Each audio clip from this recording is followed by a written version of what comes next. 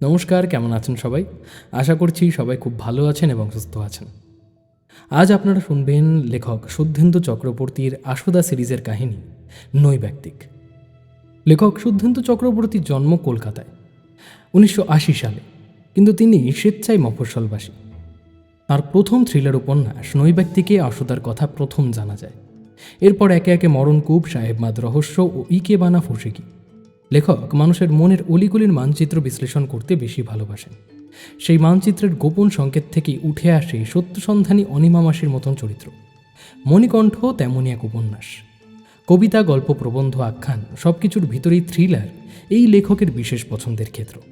লেখক মনে করেন প্রতিটি থ্রিলার আসলে একটি মনোবৈজ্ঞানিক অভিযান। সেই কারণে তাঁর আশুদা সিরিজের কেন্দ্রীয় চরিত্র আশুতোষ মুখোপাধ্যায় নিজেই একজন ফরেন্সিক মনোবিজ্ঞানী। আজকের গল্পটি আমরা নিয়েছি অভিযান পাবলিকেশনস থেকে প্রকাশিত নৈব্যক্তিক এই বইটির থেকে। বইটির পারচেজিং লিঙ্ক দেওয়া থাকবে ডেসক্রিপশন বক্সে, চেক আউট করতে ভুলবেন না। আজকের গল্পের দৈর্ঘ্যের কারণে গল্পটিকে আমরা দুটি পর্বে বিভক্ত করছি। আজ শুনবেন প্রথম পর্ব। গল্পের দ্বিতীয় তথা অন্তিম পর্বের ডিটেলস দেওয়া থাকবে ডেসক্রিপশন বক্স, পিন কমেন্ট এবং আই বাটনে। আজকের গল্প পাঠে এবং গল্পের সূত্রধার আমি সন্তু। আশুদার ভূমিকায় রাজা ভট্টাচার্য। তাহলে আর বেশি দেরি না করে শুরু করছি আজকের গল্প, লেখক শুদ্ধেন্দু চক্রবর্তীর আশুদা সিরিজের কাহিনী নৈব্যক্তিক, প্রথম পর্ব।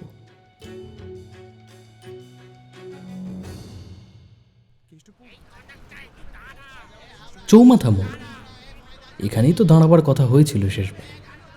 ঘড়িটা আরও একবার মিলিয়ে নিলাম। মিনিটের কাঁটা 6:30 ছুঁই ছুঁই। পেট্রোল পাম্প ঘেঁষে রাস্তার আলোগুলো একে একে জ্বলতে শুরু করেছে। বাসে যাত্রীদের ভিড় বেড়ে ক্রমশ স্তিমিত হয়ে উঠেছে। কথা ছিল পেট্রোল পাম্প লাগোয়া ফার্নিচারের দোকানটার সামনে দাঁড়াবো। দেখা করার সময় 5:30। 1 ঘন্টা একটু কথা বাড়াতে আর আড্ডা মেরে তারপর 6:30 শো। অন্তত ফোনে এমনটাই কথা হয়েছিল, কিন্তু এখন ভাবগতিক দেখে মনে হচ্ছে পুরো প্ল্যানটাই বানচাল হবে। আমি অর্কপ্রভ সান্যাল, পেশাগতভাবে কলকাতা মেডিকেল কলেজের ফরেন্সিক বিশেষজ্ঞ। আজ অবশ্য আমার এই নাছোড় অপেক্ষা কোনো পেশাগত বা প্রণয় ঘটিত কারণে নয়, বরং দীর্ঘ 12 বছর পর এক রিইউনিয়নের কারণে। আর এই বিফল অপেক্ষাও নতুন তো নয়। অপেক্ষার স্থান ভুলে যাওয়া আশুদার কাছে নতুন কিছু নয়, বিশেষত সেটা যদি পূর্ব নির্ধারিত হয়। আমিও তাই আজ ধরেই নিয়েছিলাম আশুদা আসবে না। উল্টো ফুটে পুরনো বই ঘাটছিলাম। কাঁধ চাপড়ে আমার ধ্যান ভাঙালো আশুদা। কেমন আছিস? সরি, দেরি হয়ে গেল। এ আর নতুন কি, চলো, শো শুরু হয়ে গেল বোধহয়। হ্যাঁ, চল চল। লক্ষ্য করলাম 25 বছরের ভার আশুদার উপর খানিকটা বেশি মাত্রাতেই পড়েছে। শরীরে মেদ বৃদ্ধি হয়েছে খানিকটা, চালচলন খানিকটা হলেও ধীর স্থির। চোখে মুখে সেই চেনা অস্থিরতা তো নেই, বরং রয়েছে আংশিক বিষণ্ণতা। আমরা দক্ষিণাপনের পাশের গেটটা দিয়ে হাঁটছিলাম। আমার পাশে চলতে থাকা মানুষটির বর্তমানের অনেকটাই এখন আমার কাছে রহস্যাবৃত। শুধু এটুকুই জানি, আশুদা মেডিসিনে স্নাতকোত্তর পড়াশোনা শেষ করে আমাদের কলেজ থেকে। তারপর জন হপকিন্স ইউনিভার্সিটিতে ফেলোশিপ করতে চলে যায়। ব্যাস এইটুকুই। বাকিটুকু আমার সম্পূর্ণ অজানা। জানবার অবকাশটুকুও হতো না মেডিকেল কলেজে আমার অফিস ঘরের সামনে আশুদার সঙ্গে হঠাৎ দেখা না হয়ে যেত। নাটকটার নাম নৈর্ব্যক্তিক। মূল ভূমিকায় অভিনয় করছেন কুসুম কুমারী দাস। এই আশুদা, আজকালকার দিনে এরকম মানধাতা মার্কা নাম হয় নাকি? নামটা শুনে ঘাবড়ে যাস না। যখন 90-এ গ্রুপ থিয়েটার করতাম, কুসুম কুমারী দাসী ছিলেন ডাক সাইটে অভিনেত্রী। আসল নাম স্মৃতিকণা দত্ত। আর পোস্টারে যেটা দেখলি, এটা ওর ইন্ডাস্ট্রির নাম। প্রায় 12 বছর অসুস্থ ছিলেন। এটা ওর কামব্যাক শো বলতে পারিস। টিকিট আশুদা আগেই কেটে রেখেছিল। প্রেক্ষাগৃহে যখন ঢুকলাম, আলো নিভে নাটক শুরু হয়ে গেছে। হলঘর মোটামুটি ভর্তি, তবে সেখানে পিনপতন নীরবতা। যেহেতু নাটকটা স্বল্প দৈর্ঘ্যের, তাই মধ্যিখানে কোনো বিরতি নেই। মঞ্চে কুসুম কুমারীর প্রবেশ ঘটল। এতক্ষণ যেন আমরা কেবল আলো আঁধারিতেই ছিলাম। এইমাত্র কুসুম কুমারী মঞ্চে প্রদীপ জ্বালালেন। ডাক সাইটে বটে, এই বয়সেও আলতা গোদা ত্বক, দীপ্ত চলন। নীলাভ বেবি ল্যাম্প থেকে প্রজেকশন স্পট পড়েছে কুসুম কুমারীর মুখে। এক মুহূর্ত যেন দেখতে পেলাম তার চোখের মণি দুটো নীলাভ রক্ত কষার মতো, নিমিলিত ঠোঁট, সুচারু চিবুক, আর তম্বিসুলভ বাজুবন্ধ থেকে নীল রং ধারণ করেছে। নাটক শেষ হল, পর্দা নেমে এলো, আর আছড়ে পড়ল আপ্লুত দর্শকের করতালি স্রোত। সত্যি সার্থক এই কামব্যাক। আমার স্তম্ভিত ভাব শেষমেশ ভেঙে দিয়ে আশুদা আমার কবজি ধরে বলল, চল ব্যাক স্টেজে যাই। ভিড় কাটিয়ে বাঁ দিকের স্টেজ লাগোয়া সিঁড়ি বেয়ে ব্যাক স্টেজে উঠে এলাম। মঞ্চে আলো তখনও জ্বলছে। অভিনেতা অভিনেত্রীরা কস্টিউম খোলবার সুযোগ পায়নি তখন। মাঝ স্টেজে একটা ছোট্ট জটলা।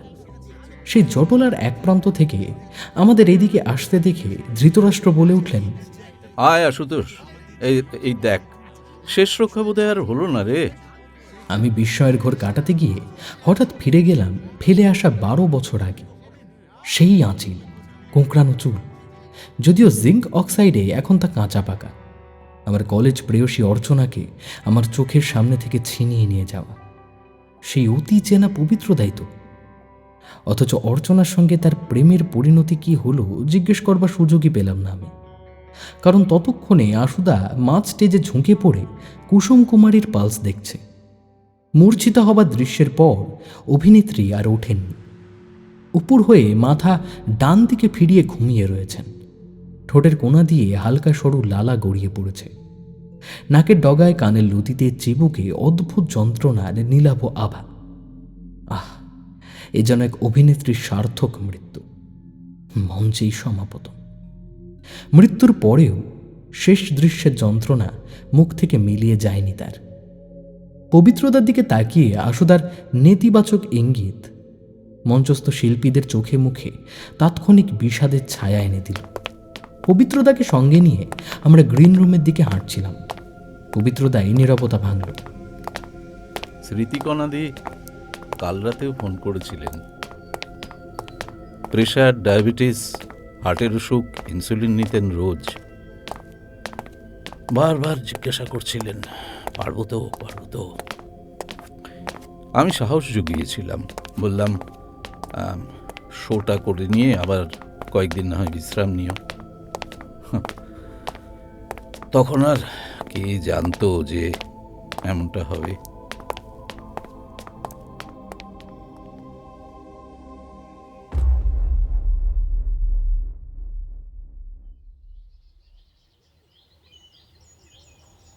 রাতটা বেশ অস্বস্তিতে কাটল। সকালে ঘুম ভাঙতে দেখলাম মোবাইলে আশুদা মেসেজ করেছে। কিছু মানুষ আছে যারা স্বেচ্ছায় নিজেকে গুটিয়ে নিতে পারে। আশুদা সেরকমই একজন। আজও তার জীবনে কোনো সোশ্যাল মিডিয়া নেই। মেসেজটা ছোট, লিখেছে, ফাঁকা থাকলে আজ আমার বাড়িতে চলে আয়, আড্ডা দেব। আজ তেমন কাজ নেই আমার, হাসপাতালে মেয়ে দিবসের ছুটি। আজ তাই আশুদার বাড়িতে যাওয়াই যায়। গত পরশুর মধুসূদন মঞ্চের ঘটনাটা এখনো ঘুরপাক খাচ্ছে মনের ভিতর। কি আশ্চর্য সমাপতন। আশুদার বাড়ি কৃষ্ণনগর। বহুদিন কলকাতা ছাড়িনি। ঠিক করলাম বেরিয়েই পড়ি। 9:30 নাগাদ একটা ট্রেন আছে দমদম থেকে, গ্যালোপিং। ওতেই যাই তাহলে। আশুদাকে জানিয়ে দিলাম আসছি। জানলার ধারেই পেয়ে গেলাম সিটটা। উল্টো সিটে এক বৃদ্ধা মাকে নিয়ে নবদ্বীপ দেখতে বেরিয়েছে তার ছেলে বৌমা। তিনজনেই গাঢ় করে তিলক টেনেছে নাকের ডগা অবধি, গলায় কণ্ঠি। মাকে ওরা আমার উল্টো দিকের জানলার ধারটা ছেড়ে দিয়েছে। মার কাছে কতদিন যাওয়া হয়নি আমার। মাঝে মাঝে ফোন করি, কখনো পাই, কখনো নেটওয়ার্কে ধরে না। কাজের চক্করে মেডিকেল কলেজে চলে আসার পর থেকে আলিপুরদুয়ারের বাড়ি ছেড়েছি, সেই বছর 12 আগে। কলকাতাতেই পড়াশোনা, চাকরি বাকরি। ছোট ভাই অবশ্য ওদিকটা সামলাচ্ছে। একটা ছোট ওষুধের দোকান তৈরি করেছে, প্রচুর পরিশ্রম করে। আর্থিক অনটন আমরা খানিকটা কাটিয়ে উঠতে পেরেছি। কিন্তু শুধু অর্থই তো সব নয়। গত মাসে ফুল গাছে জল দিতে গিয়ে বাবা পড়ে গেল, বুকের বাঁদিকে সামান্য চোট পেল। অথচ আমি তো একবারও দেখতে যেতে পারলাম না। উপায় ছিল না। দিল্লি থেকে ভিজিটে এসেছিল কর্মকর্তারা। এখন ঠিক আছে বাবা, তবু একটা অপরাধ বোধ মাথাচাড়া দিয়ে উঠছে মনের ভেতর। আমি দেখলাম আমার উল্টো দিকের বৃদ্ধা জানলায় মাথা রেখে ঘুমিয়ে পড়েছে। মৃদু ঘামে তার কপালে চন্দন তিলক গলে গলে পড়ছে। আমি সেই গলে পড়া চন্দন তিলকে আমার আলিপুরদুয়ারে ফেলে আসা শৈশব স্পষ্ট দেখতে পাচ্ছি। কৃষ্ণনগরের 3 নম্বর প্ল্যাটফর্মে গাড়ি এসে থামল। আশুদা মেসেজে বাড়ির ঠিকানা লিখেছে 12 নম্বর ওল্ড সিনেমা হাউস লেন। আশুদা লিখেছে স্টেশনে নেমে সদর ট্রাফিক মোড়গামী টোটো নিয়ে নিতে। টোটো আশুদার কথা মতোই 10 টাকা নিল। সদর মোড়ের জনবহুল দোকানপাটের পাশে একটি নির্মীয়মান বহু তলের গা ঘেঁষে গলি ঢুকে গেছে। এই রাস্তার নামই ওল্ড সিনেমা হাউস লেন। খানিকটা হেঁটে একটা ছোট মিষ্টির দোকানের পাশে লতাপাতা ঘেরা লোহার গেট। জং পড়া সাদা অংশে অস্পষ্ট হলেও একটু মনোযোগ দিয়েই পড়া যাচ্ছে, লেখা রয়েছে রিক। দরজা খুলে ঢুকে পড়লাম। ইট পাতা 150 মিটারের বাগান সন্নিবিষ্ট রাস্তা। বাগানটা তেমন মেনটেন হয় না। একটু ভালো করে দেখলেই বোঝা যায় স্বর্ণলতা আর আশ্রায়রা ক্রমশ মোসান্ডা বোগেনভেলিয়ার সফিস্টিকেশনকে আদিমতায় বেঁধে ফেলেছে। বাগান শেষ হতেই থামযুক্ত সাবেকি দালান। সদর দরজা আধ খোলা, সেটুকু পেরোলেই প্রশস্ত কাঠের সিঁড়ি। দরজায় শ্বেত পাথরের প্লেটে লেখা মুখোপাধ্যায়। বেল দিতে যাব ঠিক এমন সময় দোতলার বারান্দা থেকে জলদগম্ভীর স্বরে ভেসে এলো, বেঁচে থাকতে হলে প্রতিদিন যে ট্যাক্স দিতে হয় তারই নাম নিঃসঙ্গতা। আয় ওপরে, জুতো খোলার দরকার নেই। সিঁড়ি ঘরের বাম পাশে একটা তালা দেওয়া ঘর। সম্ভবত বেশ কিছুদিন তার ব্যবহার হয় না। ডান পাশে দোতলায় উঠবার সিঁড়ির মুখেই একটা দরজা। যদ্দূর জানি আশুদা এখানে একাই থাকে। জানি বলতে অনুমান। দোতলায় উঠবার মুখে আর একটা লোহার গেট খোলাই ছিল। উঠে এলাম। বেশ তো আছো, দিব্যি কবিতা চর্চা করছো আগের মতোই। কিভাবে বুঝলি? ওই যে ঘরে ঢোকার মুখেই যে লাইনটা বললে। তুইও একটু আধটু পড়িস তাহলে। তবে ওই লাইনটা কিন্তু কোনো কবিতার নয়, এক বিষাদ প্রিয় কবির ডায়েরি থেকে উপড়ে নেওয়া। 1990-এর কোনো এক সময় লেখা। তখন 2-1 বার গিয়েছি তাঁর বাড়িতে। জানি, খানিকটা আমিও পড়েছি। ভাস্কর চক্রবর্তী, তাই তো? ব্র্যাভো, একদম ঠিক। এই না হলে অর্কপ্রভ। বসো। আশুদাদের বাড়িটা পৈতৃক। সাবেক সময় স্থাপত্য প্রতিটি ঘরের আনাচে কানাচে মিশে রয়েছে। ছাদের নিচে কড়িবর্গা, আভূমি বিশিষ্ট রড দেওয়া লম্বা লম্বা জানলা, খড়খড়ি দেওয়া। তারপর ঝুল বারান্দা। বসবার ঘরে মেহগিনি কাঠের সোফায় বসতে বলল আশুদা। মেঝেতে সবুজ মার্বেল, মাঝখানে একটি টিপয়, একপাশে ছত্রি লাগানো বাহারি খাট। ঘরের বাকি আসবাব বলতে দেওয়াল আগলে উদ্বাস্ত কলোনির মতন ঘেঁষাঘেঁষি করে থাকা বই আলমারি।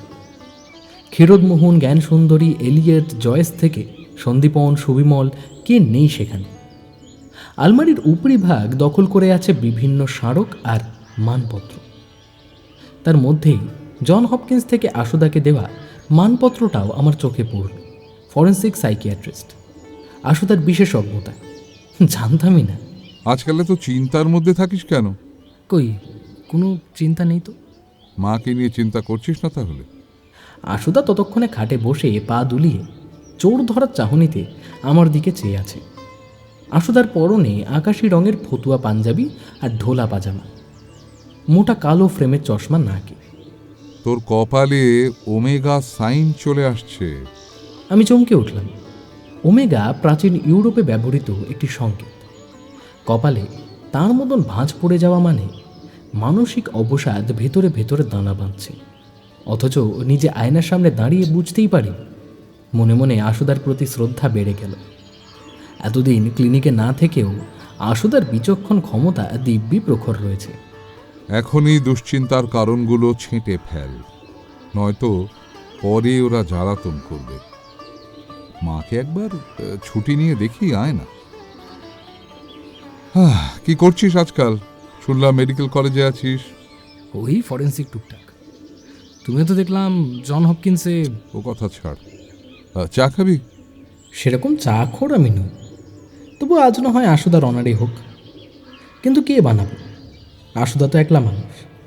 আমার কিন্তু কিন্তু ভাব পড়ে ফেলে আশুদাই বলল, চিন্তা করিস না, বিনা করে দেবে।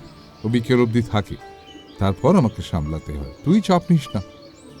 আশুদা চলে যেতেই আমি ঘুরে ঘুরে ঘর দেখতে লাগলাম।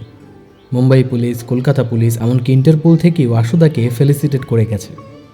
অথচ বাইরের অপরিচ্ছন্ন বাগান আর এই মানধাতার বসতঘর দেখলে কে বলবে এসব? আশুদার জীবন যেন এক বিষাদময় সন্ন্যাস যাপন। কিন্তু কেন? আশুদার পাওয়া স্মারকগুলোর মধ্যে ইউনাইটেড নেশনসের একটা ধন্যবাদপত্রও রয়েছে। আমার অজান্তেই চা হাতে আশুদা ঘরে ফিরে এসেছিল। বুঝতে পারিনি। আশুদা বলল, ওটা ওরা আমাকে 2013 সালে দেয়। ইউএন এম্বাসিকে উড়িয়ে দেওয়ার ছক কষেছিল মধ্য এশিয়ার এক জঙ্গি সংগঠন। আমার কলকাঠিতে ওই প্ল্যানটা বানচাল হয়। ওরা আমাকে বিলেত যেতে বলেছিল, গেলাম না। কেন? ধুস, ছাড় ওসব। তোর কথা বল, কেমন লাগছে ফরেন্সিক? খুব একঘেয়ে জানো, মরবিডো। প্রথম প্রথম খুব উৎসাহ ছিল, আজকাল সেসব গেছে। সবসময় তো ফরমালিনের গন্ধ ঘোরে নাকে মুখে। পুরো লুজার বনে গেছি জানো। সালা একটা প্রেমও করা হলো না। 24 ঘন্টা প্রেমের মধ্যে ফরম্যালিনের গন্ধ খুঁজলে কি আর প্রেমের কিছু অবশিষ্ট থাকে? শুধু সব ব্যবচ্ছেদ করলেই হবে? ডক্টর জিভাগো পড়েছিস? বরিস প্যাস্তার্নাক? হ্যাঁ, পড়েছি তো। তবে এতদিন বাদে একটা জুনিয়র পেলাম যে জিভাগো পড়ে। জিভাগো কি বলতো মনে নেই। আমাদের স্বপ্নে দেখা দৃশ্যগুলো আসলে আমাদের জেগে থাকা সময়ে দেখা উপেক্ষিত ঘটনার রেট্রোস্পেক্ট। ফরম্যালিন আর মৃতদেহদের পেরিয়ে মানুষের মনকে ব্যবচ্ছেদ করতে শেখ। আমাদের এই চারপাশে দেখ না, আপাতভাবে দেখলে কেমন স্নিগ্ধ শান্তি চারিদিকে, কিন্তু তলিয়ে দেখলে দেখবি কত কিছু। আমার ভাড়াটিয়া পরিবারের ছেলেটা ক্রমশ মারিজুয়ানার নেশায় তলিয়ে যাচ্ছে। উইথড্রয়াল হলে আজও বাবা মায়ের গায়ে হাত তোলে। একবার আমাকেও মীমাংসা করে ওকে রিহ্যাবে পাঠাতে হয়েছে। উল্টো দিকে ওই যে মাধবীলতা জড়ানো বাড়িটা দেখছিস, ওখানে ওপর দেখ, একটা ছবির মতো সুখী পরিবার, স্বামী, স্ত্রী আর তাদের 8 বছরের ছেলে। এবার তলিয়ে দেখ, সকাল সকাল স্কুলে চলে যায় ছেলেটা, তারপর বউ চওড়া শাখা সিঁদুর পরে ওদের সি অফ করে। তারপর দুপুর হলেই অচেনা পুরুষেরা একে একে আসতে থাকে ওই বাড়িতে। ওরা ওই বউয়ের ক্লায়েন্ট। বউটির ভারী ইচ্ছে একটিবার ইউরোপ দেখতে যাবে, অথচ সাধারণ মধ্যবিত্ত ঘরে সেটা কিভাবে সম্ভব? তাই এই সহজতম সূত্র আবিষ্কার করে ফেলল সে। অথচ আবার 4টে বাজলেই পাল্টে দেবে সব। ছেলে ফিরে আসবে, তারপর বর, হারমোনিয়ামের সুর বেজে উঠবে, বউটি তার বরকে গান গিয়ে শোনাবে, কানে কানে শুধু একবার বলো। ব্যবচ্ছেদ না করলে সেসব কি আর দেখা যায় বল? 6.5 লিটার জলে টইটম্বুর মানুষের দেহের ভেতর 6,500 গ্যালন মন পড়ে আছে। সেখানে কতটা ডুবে থাকা আর কতটাই বা ভেসে থাকা না লক্ষ্য করলে কিভাবে বুঝবি? আশুদা স্বপ্নের কথা বলতেই আমার হঠাৎ গতকাল রাতের দেখা স্বপ্ন আর কুসুম কুমারীর কথা মনে পড়ে গেল। আশুদাকে বললাম, যাই বলো, সেদিন কুসুম কুমারীর ব্যাপারটা কিন্তু বেশ সন্দেহজনক, তাই না? কিসের সন্দেহ? একজন হার্টের পেশেন্ট যে দীর্ঘদিন মধুমেহ রোগেও ভুগছে, নিয়মিত ইনসুলিন নেয়, কিডনি ক্ষতিগ্রস্ত, তার হৃদরোগ হতে পারে না? আমি অবশ্য জানি না তোদের ফরেন্সিক রিপোর্ট কি বলবে, শুধু ঘটনা একটাই, একটা ওই নীল হয়ে যাওয়াটা। ঠিক বলেছ। সত্যি সার্থক অভিনেত্রী বলো। গান্ধারীর মনে যন্ত্রণা মৃত্যুর পরেও কেমন মুছতে দিলেন না। কে জানে কুসুম কুমারীর মনেও ওরকমই কোনো সত্যিকারের গান্ধারী লুকিয়েছিল কিনা। ওই জন্যই তো বললাম, মনের ব্যবচ্ছেদ করতে শেখ। আশুদা, তোমার বাড়ির নামটা কিন্তু খুব সুন্দর। হ্যাঁ, রিক। আমার এই কথা বলা মাত্র আশুদার মধ্যে আবার একটা অন্যমনস্কতা লক্ষ্য করলাম। কোনো অজানা রহস্য আবার যেন লুকোচুরি খেলছে। আমাকে বলল, চল তোকে একটা জিনিস দেখাই, আয় এ ঘরে আয়। আমরা সিঁড়ি দিয়ে উঠে বাঁ দিকের ঘরে এতক্ষণ ছিলাম। এইবার আমরা আড়াআড়িভাবে ডান দিকের দরজা দিয়ে হাঁটতে থাকলাম। জানলা দরজা আষ্টে পৃষ্ঠে আটকানো। দরজা খুলতেই যেন হাসপাতালের গন্ধ আছড়ে পড়ল নাকে মুখে। ছোট ঘরটির মাঝখানে মশারি খাটানো একটি বিছানা। সেখানে শুয়ে আছে বছর 23-এর কঙ্কালসার একটি ছেলে। তার অব্যবহত হাত পা ব্যবহার না হতে হতে শীর্ণকায় হয়ে উঠেছে। আশুদা ছেলেটির মাথায় হাত বুলিয়ে দিচ্ছিল। এই হলো রিক, আমার একমাত্র ছেলে রিক। আমি বিস্ময়ের চোখে দেখলাম ঘরের দেওয়াল জানলা দরজায় অজস্র পেপার কাটিং। তাদের কোনো কোনোটা আবার লাল পেন দিয়ে গোল করে দাগ দেওয়া। তারই মাঝে এক অসহায় পিতা ও তার পুত্রের মিলন দৃশ্যের সাক্ষী হয়ে রইলাম আমি। 2017 সাল, কলকাতার ন্যাশনাল মেডিকেল কলেজে কয়েকজন দুষ্কৃতীর হাতে এক ইন্টার্ন নিগৃহীত হয়।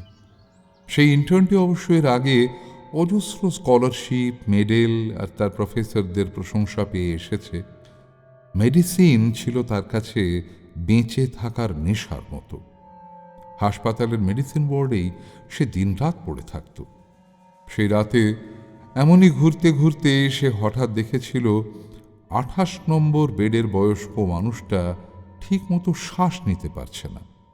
তখন যদিও তার ডিউটি ছিল না, তবু সে ছুটে গেল সিস্টারদের ঘরে। সেখানে তখন ডিউটি শিফট চলছে, ঘর ফাঁকা, কোনো সিনিয়র হাউস স্টাফ দাদা দিদিকেও পাওয়া গেল না ওয়ার্ডে। আর কাউকে না পেয়ে সে নিজেই একটা অক্সিজেন সিলিন্ডার বয়ে বয়ে নিয়ে এলো পেশেন্টের কাছে। ততক্ষণে রোগীর অবস্থার আরও অবনতি ঘটেছে। অক্সিজেন নল নাকে দিয়ে ছেলেটি রিসাসিটেশন করতে শুরু করল। এই বিষয়ে সে ভালোই পারদর্শী। ফাইনাল ইয়ারে সর্বভারতীয় সেমিনারে এ বিষয়ে সেই প্রথম হয়েছিল একদিন।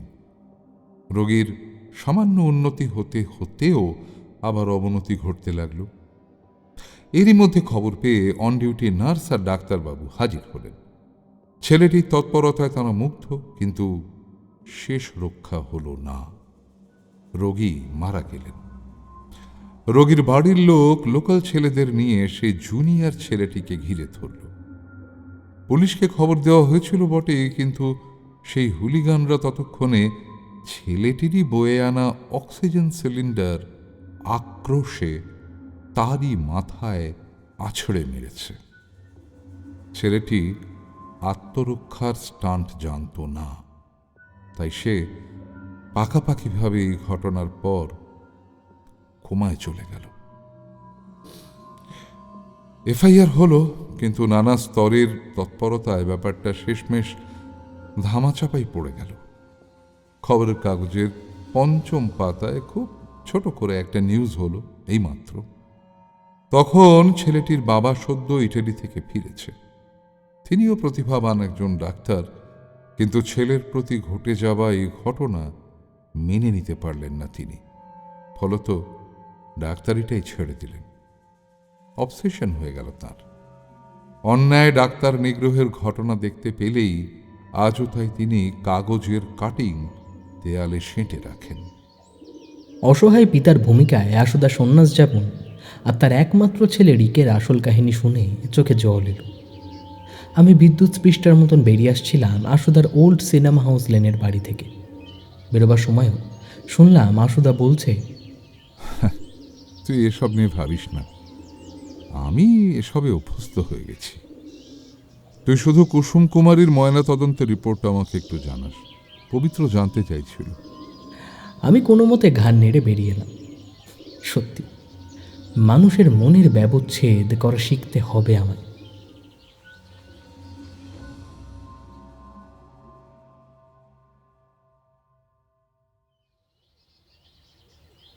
সকাল সকাল কৌশিককে ফোন করে বসলাম।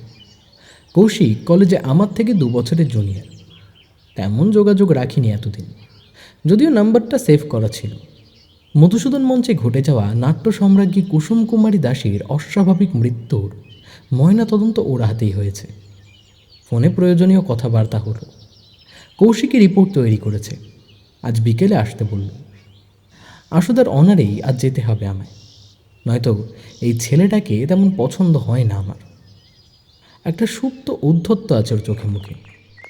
খাল পাড় দিয়ে সরু রাস্তা, পাঁচিল ঘেরা বদ্ধ ভূমির মতন কৌশিকের ময়নাতদন্তের ঘরটা দাঁড়িয়ে রয়েছে। কৌশিক তার চেম্বারে থাকবে বলেছিল। আমাকে আসতে দেখে বলল, অর্কদা, বসুন। যাদবপুর থানা এসআই নিতাই ঘটক গতকাল আমায় ফোন করেছিল। আসলে সেই সেলিব্রিটি ব্যাপারটাই গোলমেলে। একটা বুড়ি মহিলা, চরিত্রের ঠিক নেই, নেশা ভাঙ কোনো কিছুই বাকি নেই, রাজ্যের রোগ।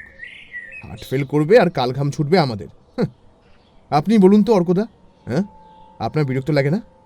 কলেজ কলোনির কৌশিক হালামলে চাকরিজীবী হওয়ার পর অনেকটা পলিশড হয়েছে। 2 বছরের জুনিয়র একটা ছেলের কাছে কর্মজগতের মানচিত্র অধ্যয়ন করতে আমার এই আশা নয়, তাই চুপ রইলাম। কৌশিক থামলে শুধু বললাম, কিছু পেলে না তাই না? কি পাবো বলুন তো অর্কদা? হ্যাঁ, হৃৎপিণ্ড টকটকে লাল, পাকস্থলিতে সামান্য খাবার দাবার, মাথার ঘিরুতে আশঙ্কিক রক্তক্ষরণ, সেরিব্রালও হতে পারে। তবে মেঝেতে পড়ে যাওয়ার পর মাথায় চোট পাওয়ার কারণও এটা হতে পারে। আমি তো এতে কোনো অস্বাভাবিকতা দেখছি না। উনি নেশা করতেন, জানলে কি করে?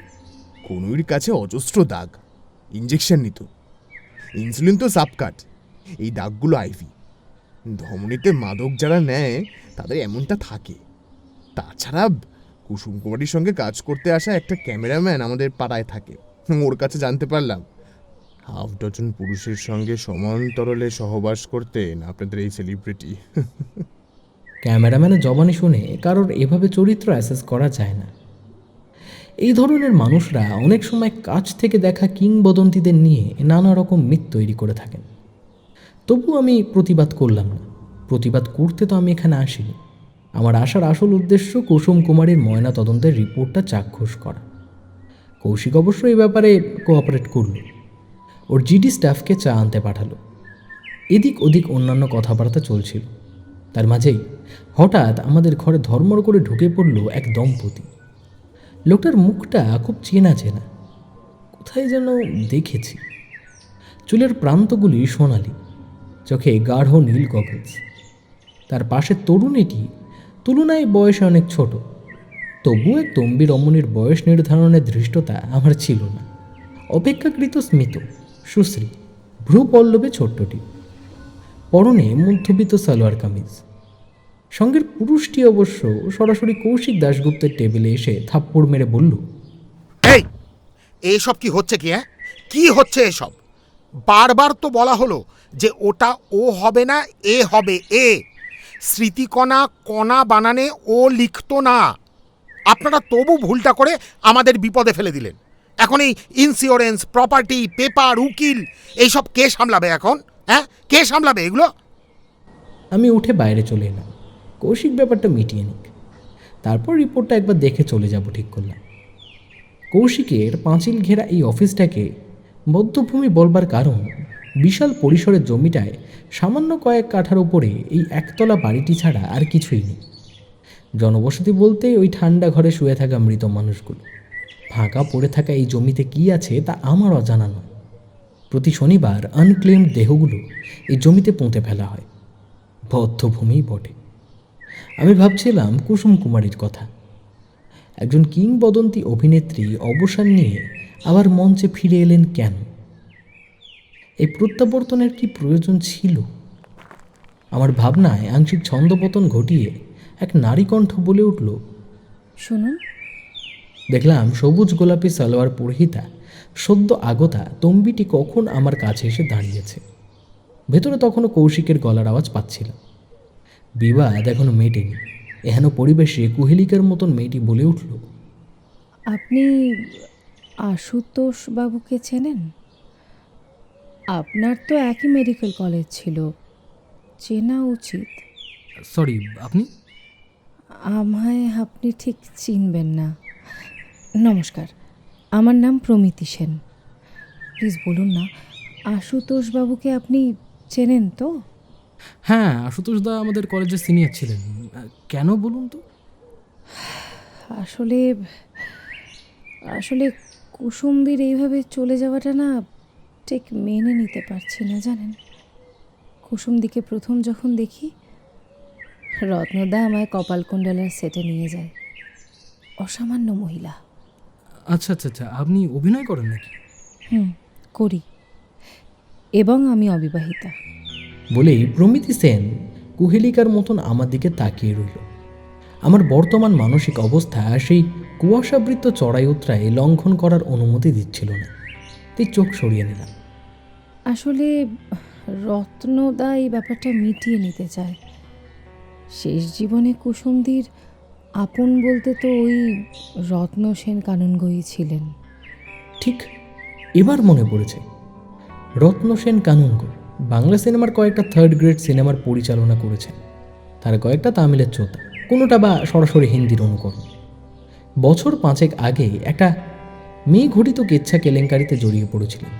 তখনই খবরের কাগজে ওর নাম আর ছবির সঙ্গে পরিচিত হই।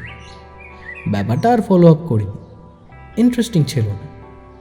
রূপলী জগতে এসব আকছার ঘটে, কিন্তু এই মেয়েটি ব্যাপার বলতে কি শুধু ময়নাতদন্তের রিপোর্টের কথাই বলতে চাইল? কুসুম কুমারীর সঙ্গে এই লম্পট লোকটার সম্পর্কই বা কি? রত্ন সেন হাজার হোক একজন ডিরেক্টর, হতেই পারে এদের মধ্যে কোনো সম্পর্ক ছিল, তা অসম্ভব নয়। ইতিমধ্যে মনে হলো কৌশিক একটা সমাধান পথ বাতলাতে পেরেছে, কারণ চেম্বারের কথোপকথন এতক্ষণে স্তব্ধ হয়ে এসেছে। প্রমিতি সেন রীতিমতো নির্দেশের ভঙ্গিতে বলল, শুনুন না, আপনার মোবাইল নাম্বারটা আমাকে একটু দেবেন? আসলে আমি চাইছি এই মৃত্যুর একটা যথাযথ অনুসন্ধান হোক। এই ময়নাতদন্তের রিপোর্টের ওপর আমার তেমন ভরসা নেই, জানেন। রত্নদা অবশ্য এসব চায় না। আর কিছু বিস্তৃত বলতে পারছি না এখন, ফোনে বলবো। আমি শুধু চাই আপনি আশুতোষবাবুর সঙ্গে যোগাযোগ করুন। দিন, নাম্বারটা দিন। অচেনা নাম্বারের ফোন তুলবেন তো? আমি নাম্বারটা নিয়ে নিলাম। কোন অজানা তথ্য জানাতে চায় মেয়েটা? কেনই বা আমাকে জানাতে চায়? অবিবাহিত, অথচ একটা লম্পট লোকের সঙ্গে ঘুরঘুর করছে। এটা আমাকেই বা জানিয়ে ওর লাভ কি? গুলিয়ে যাচ্ছিল সব কিছু। কৌশিক ডেকে পাঠিয়েছে, ওর চেম্বারে যেতে হবে। রত্নসেনের বাক্যবান সামলে কৌশিককে বিধ্বস্ত লাগছিল। আমাকে আসতে দেখে ও বোধহয় খানিকটা রিল্যাক্সড হলো। ওর সঙ্গে কথা বলে যেটা বুঝলাম, এই রত্নসেন লোকটাই নানা রকম প্রভাব খাটিয়ে কুসুম কুমারী ওরফে স্মৃতিকণা দত্তের বডিটা ক্লেম করে। শেষ বয়সে কুসুম কুমারী রত্নসেনকে বিবাহ করে। প্রমাণস্বরূপ প্রথম দিনই উকিল সমেত তিনি নিজেদের বিয়ে সার্টিফিকেট দাখিল করেন। লিগ্যাল গার্জিয়ান বলতে উনি, যদিও শেষ দিকে ওদের মধ্যে কোনো রকম সম্পর্ক ছিল না। ওপর মহলের চাপ, মন্ত্রী মহলের ফোনাফোনি সামলে আমার কলেজে 2 বছরের ছোট জুনিয়রটির হিমশিম অবস্থা। আমি বেরিয়ে এলাম। রিপোর্টে নতুন কিছু লেখা নেই, কৌশিকের মৌখিক বয়ান লিখিত অক্ষরে লেখা। বেরিয়ে এসে দেখলাম পবিত্রদা ফোন করেছে, রিপোর্ট জানতে চাইছিল। জানালাম। বলল আশুদাকে একবার জানিয়ে দিতে। শেষে বলল, আশুর জন্য কষ্ট হয় জানিস। একটা ব্রিলিয়েন্ট ক্যারিয়ার চোখের সামনে এইভাবে নষ্ট হয়ে গেল দেখলাম। আসলে রিকের ঘটনাটা ওকে এতটা ইনফ্লুয়েন্স করেছিল যে ও আর ঘুরে দাঁড়াতেই পারল না। বারবার বেনিয়া পুকুরে গিয়ে ধর্ণা দিয়ে পড়ে থাকে যদি সেদিনকার সেই দুষ্কৃতীদের কোনো খোঁজ পাওয়া যায়। খারাপ লাগে, খুব খারাপ লাগে। আশুদার মনোকষ্ট আমি সেদিন কৃষ্ণনগর গিয়ে বুঝতে পেরেছি। তবু আশুদা ঘুরে দাঁড়াতে পারেনি, এ কথা মানতে ইচ্ছে করল না।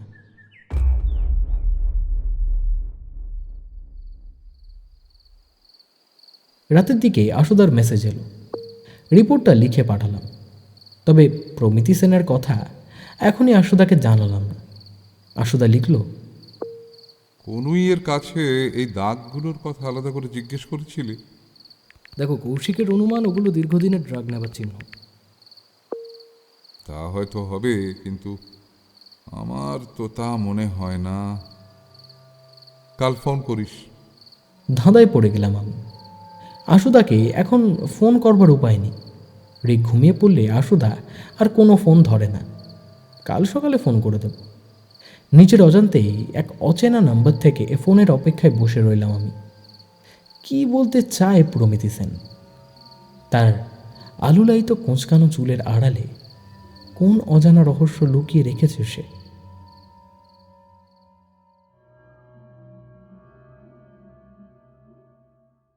স্নেহের বিভূতি, বহুদিন কথা হয় না তোমার সঙ্গে। তুমি তো জানো আজকাল আর পেরে উঠছি না। সুগার বেড়েছে, এক গাদা ওষুধ খেতে হয় রোজ। ভালো লাগে না, তবুও খাই। আরও কয়েকটা দিন বেঁচে থাকতে হবে এটা বলেই খাই। তোমার পড়াশোনা কেমন চলছে? আর তো বোধহয় 1 বছর। তুমি চলে এলে খানিকটা নিশ্চিন্ত হই। ইদানিং খুব দুশ্চিন্তা হয়। আশপাশে অনেক কাজে বাজে ঝামেলার উপদ্রব শুরু হয়েছে। হঠাৎ করে আমার একটা কিছু ভালো মন্দ হয়ে গেলে নিশ্চিত জানি তোমাদের বিপদ হবে। তাড়াতাড়ি কোর্স কমপ্লিট করে কলকাতায় ফিরে এসো। ইতি, আশীর্বাদিকা মা, 20 এপ্রিল 2017। ছোট্ট চিঠি হাতে আমাদের সামনে বসে আছে আনুমানিক বছর 20 একটি ছেলে। শ্যামবর্ণ, মাঝারি গড়ন, বুদ্ধিদীপ্ত চোখ দুটি। চিঠিটা পড়ে আশুদা গম্ভীর হয়ে উঠল। আজ আশুদার কলকাতায় আসবার কথা ছিল না। ছেলেটির ফোনটা আশুদাই পেয়েছিল পরশু, পোখারি থেকে। তারপর এই আজ মুখোমুখি দেখা। চিঠিটা পড়ে আশুদা আমার হাতে দিয়ে 2 হাতে কপাল চেপে বসে রইল খানিকক্ষণ। আমাদের এই বসাটা হয়েছে আজ ন্যাশনাল মেডিকেল কলেজের বাবুদার ক্যান্টিনে। কলেজ চত্বরে এটাই একমাত্র ক্যান্টিন। আশুদাকে নিশ্চুপ দেখে আমি 3 কাপ চা আনতে বললাম। আশুদা মিনিট 10 বাদে তার মৌনতা ভাঙল। ততক্ষণে চা চলে এসেছে। সরাসরি বিভূতি নামের ছেলেটির দিকে তাকিয়ে আশুদা বলল, এই চিঠিটা কবে পেলে? 22 তারিখ। আশ্চর্য, ঠিক 7 দিন বাদে রাতের অনুষ্ঠানে মানুষটি চলে গেলেন। তুমি কিভাবে খবরটা পেলে? 29 এপ্রিল রাত 1:30টার সময় যাদবপুর থানার ওসি আমায় ফোন করে জানান ওকে আমার নাম্বারটা নাকি ওই নাটকের দলের কেউ একজন দিয়েছিল। আসলে মা আমায় খুব বেশি ফোন করতো না, চিঠি লিখতো শুধু। বলতো ফোন করলে আমার পড়াশুনোর ক্ষতি হবে। মা যে আমার বায়োলজিক্যাল মাদার নয় সেটা আমি জানতাম। মা আমায় দত্তক নেয় তখন আমার বয়স ওই 2.5 কি 3। মাই পরে বলেছেন, কিন্তু কলেজে পড়ার সময় প্রতি 3 মাস অন্তর একবার আমায় দেখতে আসতেন। পোখারিতে কি নিয়ে পড়ছেন? এগ্রিকালচারাল সায়েন্স, এবছর ফাইনাল ইয়ার। মা খুব বলতো কলকাতা চলে আসবার কথা।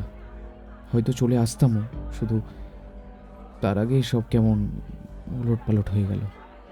ও, তা আমার নাম্বার পেলেন কি করে? মিস্টার সর্বানন্দ ঝা দিলেন, ওই জামশেদপুরের এসএসপি। উনি আপনাকে খুব ভালো করেই চেনেন। বেশ, তা এবার কি করতে চান? চাই বলতে একটা অনুসন্ধান চাই। আপনি হয়তো জানেন, রত্ন সেন কানুনগো নামের একটি লোক আমার মাকে খুবই ডিস্টার্ব করেছিল কয়েকদিন। তাই? আপনি কিভাবে জানলেন?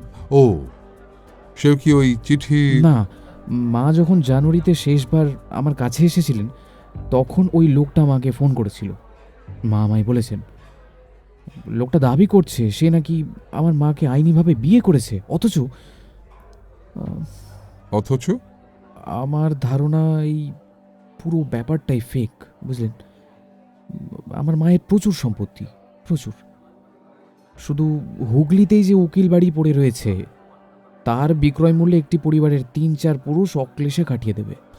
আপনি বোধহয় জানেন না, ইতিমধ্যেই উকিল সমেত রত্নসেনবাবু আপনার মার সঙ্গে তার ম্যারেজ সার্টিফিকেট দেখিয়ে গেছেন। সার্টিফিকেট মানলে তিনিই তো আইনত আপনার মায়ের হাজব্যান্ড। সে কি? আমি জানতাম, জানেন, আমি জানতাম এটা হবে, এই কারণেই আমি আজকে এত দূর ছুটে এসেছি। আপনি এমনটা আশঙ্কা করেছিলেন? আলবাত করেছিলাম। আপনি চিঠিতে দেখলেন মা বারবার দুশ্চিন্তার কথা বলেছেন। মায়ের দুশ্চিন্তার অন্যতম কারণটা এবার বুঝতে পারলেন? তাহলে আপনি এখন কি করতে চান বিভূতিবাবু? ময়না তদন্তের রিপোর্ট তো বলছে আপনার মায়ের মৃত্যু হৃদরোগ জনিত। আরে আমি মানি না, হৃদরোগজনিত মৃত্যু নয়, এটা একটা খুন। আমি নিশ্চিত। আপনারা এই মৃত্যুর তদন্ত করুন। দেখুন, ঝাজি বারবার করে বলেছেন আশুবাবুর কথা। অনেক আশা নিয়ে এসেছি আমি। আমাকে ফিরিয়ে দেবেন না প্লিজ। কিন্তু আমি তো কোনো গোয়েন্দা নই। পুলিশকে বলুন। আমি কেন? হ্যাঁ, আপনি আপনি আপনি কারণ আমি জানি আপনি একমাত্র পারবেন। ঝাজি কতবার বলেছেন সত্যের ব্যবচ্ছেদ আপনার মতো কেউ কোনোদিন করতে পারেনি। বলুন না, আপনি আমার কথা রাখবেন, বলুন না। বেশ, ভেবে দেখছি। আচ্ছা, আজ তাহলে চলি। বিভূতিবাবু, একটা কথা, শেষ কবে মায়ের সঙ্গে ফোনে কথা বলেছিলেন এটা জানা প্রয়োজন, তাই জিজ্ঞাসা করলাম। সম্ভবত মার্চে, ঠিক ডেটটা মনে নেই। আমার দেরি হয়ে যাচ্ছে। হ্যাঁ, আমি আসি। আমি দেখলাম আশুদার চোখ দুটো জল জল করছে। এই অঞ্চলটা একদিনে অনেকটাই পাল্টেছে। আমাদের কলেজ জীবনের পোড়ো বাড়ির মতন হস্টেল বাড়িটা এখন শহরের হাল ফিনিশের প্রমোটারের হাতে পড়ে একটা হাই রাইজ। তারই নিচের তলায় চৈনিক কায়দায় সেজে উঠেছে মোমো হাব। কলেজ ট্রেডিশন অনুযায়ী সিনিয়র থাকলে জুনিয়রকে খাওয়ানোর দায়িত্ব তারই। সেই মতন আজ আশুদাই বিল দেবে। আমাদের দুজনের জন্য 2 প্লেটে স্টিমড মোমো অর্ডার দিয়ে নিজেই বলল, মাঝে মাঝে মনে হয় একটা হেরে যাওয়া যুদ্ধ একলা লড়ে চলেছি আমি। আমি প্রসঙ্গ ঘোরালাম, আশুদা, বিভূতি ছেলেটা কিন্তু বেশ ভাবিয়ে গেল ব্যাপারটা, কি বলো? অনেকগুলো খটকা। কি করবে? অফারটা নেবে? সেটা পরে ভেবে দেখব। তার আগে বলতো, ওই ছেলেটা কতটা সত্যি বলছে বলে তোর মনে হয়? মনে হলো না। আজকালকার দিনে হোক না হয় যশোদামা, তবু কেউ পড়ার ক্ষতি হবে বলে চিঠিতে কথা সারে, তা আবার কুরিয়ার চিঠি। এই ব্যাপারটা ঠিক হজম হলো না। এক্স্যাক্টলি। কেমন একটা মানধাতা ভাব আনার চেষ্টা। কিন্তু কেন? তারপর এটাও ভেবে দেখ, শুধু আমাদের সঙ্গে দেখা করতেই কি 1 সপ্তাহের মাথায় ও তড়িঘড়ি চলে এলো? 2, ওই চিঠিটায় কুসুম কুমারী দুশ্চিন্তার কথা লিখেছে। কালী ধেবড়ে এরকম দুশ্চিন্তা জাহিরের কারণ কি, তাও মৃত্যুর মাত্র 1 সপ্তাহ আগে? কেউ কি সত্যিই তাকে খুনের হুমকি দিচ্ছিল? তাই দিলে তিনি সেটা পুলিশকে জানালেন না কেন?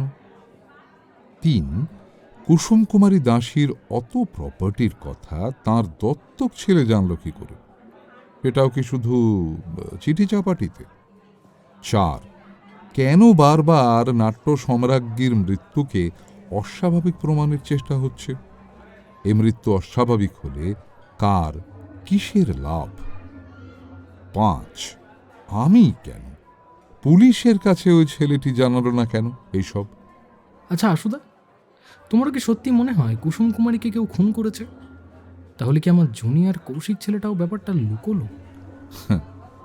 মাঝে মাঝে অনেকেই অনেক কিছু লুকোয় বস। এই যেমন তুই প্রমিতি সেনের ব্যাপারটা আমাকে লুকোলি। আমি চমকে উঠি, আশুদা জানলো কি করে? ঘাবড়াস না, পবিত্র আগে থেকেই ওই মেয়েটার কথা আমাকে বলে রেখেছিল। খুব ম্যানুপুলেটিভ, কাজ হাসিল করতে সব কিছু করতে পারে ও, এমনকি, তাই একটু সাবধানে থাকিস। বুঝলাম, কিন্তু ময়নাতদন্তের রিপোর্ট তো আর মিছে কথা বলবে না। আবার ভেবে দেখ, ব্যবচ্ছেদের নিচে ব্যবচ্ছেদ কর। আমি তোকে একদিন রিপোর্ট জুড়ে যে ফ্যালাসিগুলো আছে সেগুলো সময় নিয়ে বুঝিয়ে বলব। আজ থাক। তাহলে এরপর কি? 2টো জিনিস খুব দ্রুত বের করে ফেলতে হবে আমাদের। 1, ওই বিভূতি ছেলেটার মোবাইলে কার কার কল গেল 3 মাসে এসেছে বা গিয়েছে, এ বিষয়ে লালবাজারের গাঙ্গুলিবাবু আশা করি আমাকে হেল্প করবেন। আর 2 পোখাড়িতে যতদূর জানি গেল 3 বছর এগ্রিকালচার সায়েন্সের বিভাগ ফ্যাকাল্টির অভাবে বন্ধ রয়েছে। ওখানকার head of the department JS প্যাটেলকে আমি চিনি। জন হপকিন্সে আমার পাশের ঘরেই ওর ল্যাব ছিল। উনি 3.5 বছর বেশ অসুস্থ। এর মধ্যে নতুন কেউ এসেছেন বলে মনে হয় না। তাহলে বিভূতি ছেলেটি আমাদের মিথ্যে বলল। কিন্তু কেন বলল, এই কারণটা বের করা। ও তাহলে পোখাড়িতে কি করে? কি ওর এখানে আসবার আসল উদ্দেশ্য? বাড়ি ফিরতে ফিরতে বেশ বুঝেছিলাম আমরা ক্রমশ এক একটা স্তর পার করে চক্রব্যূহের অন্তঃস্তরে ঢুকে পড়েছি। মোবাইলটা সুইচ অফ হয়ে গিয়েছিল আমার। অন করতেই দেখলাম ফেসবুকের ইনবক্সে অনেকগুলো মেসেজ পাঠিয়েছে প্রমিতি সেন।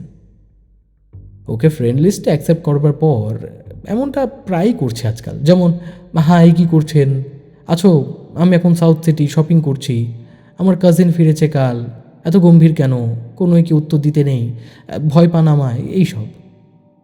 আশুদার সাবধানবাণী মনে পড়ে গেল। মেসেজ শেষ হয়েছে একটা সেলফি দিয়ে। ভ্রু পল্লবের কুহেলিকা, লোক আর সবুজ সালোয়ারের খাঁজের গিরিখাত। আমি প্রমিতি সেনের সমস্ত মেসেজগুলোর উত্তরে শুধু লিখলাম, বলুন।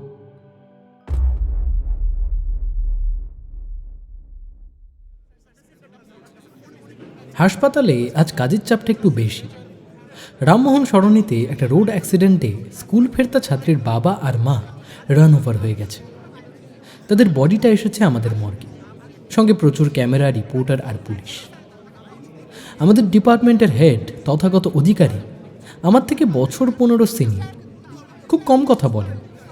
মর্গে কোনো গোলমেলে কেস এলে এটাই অলিখিত নিয়ম, তথাগত দা এডি সেকশন দেখবে। তাই আমি মনে মনে অনেকটা চাপমুক্ত হলাম। ঘরে ব্যাগটা রাখতে রাখতে দেখলাম আশুদার মেসেজ। লিখেছে, ফাঁক পেলে 2টো নাগাদ পুটিরামের সামনে চলে আয়, জরুরি দরকার আছে। তথাগত অধিকারীর ঘরে উঁকি মেরে দেখলাম তেনার মুড আজ বেশ মাখো মাখো। মিডিয়া এলে তার সমস্ত না পাওয়ার যন্ত্রণা দ্রবীভূত হয়ে যায়। সাংবাদিক তার হাত পা নাড়িয়ে বাইট দিচ্ছে। আমি আবার আমার ঘরে ফিরে কয়েকটা পুরনো ফাইল ঘাঁটতে ঘাঁটতে জানলার বাইরে তাকালাম। আমার ঘরের এই জানলাটা থেকে কলেজ স্ট্রিট স্পষ্ট দেখা যায়। ছোট ছোট জাম্প কাটের মতন আমি দেখতে পেলাম একটা ছোট্ট জমায়েত হয়েছে ইউনিভার্সিটির সামনে। কোন একটা ইস্যুতে প্রতিবাদ সভা চলছে। ভ্যান রিক্সা চালিয়ে একটি বিহারি লোক টেক্সট বই পৌঁছে দিয়ে যাচ্ছে দোকানে। আর আমাদের হাসপাতালের সামনেই রণপা নিয়ে কোনো বই প্রকাশ অনুষ্ঠানের প্রচার পর্ব সেরে ফেলছে অল্প বয়সী 2টো ছেলে। 2টোর সময় পুটিরামের সামনে গিয়ে আশুদাকে যথারীতি পেলাম না। ফোনে আশুদার মেসেজ এলো, নিজের ডান কানের উপরে হাত রাখ। এদিক ওদিক তাকিয়ে কাউকে দেখতে না পেয়ে ডান কানের ওপরে হাতটা রাখতেই একটা মাঝবয়সী বেঁটে খাটো লোক আমার দিকে তড়িঘড়ি ছুটে এলো। মনে হলো লোকটা অনেকক্ষণ ধরেই আমার অপেক্ষায় ছিল। আপনি অর্ক প্রমোশন না? আমি বেশ থতমত খেয়ে গেলাম।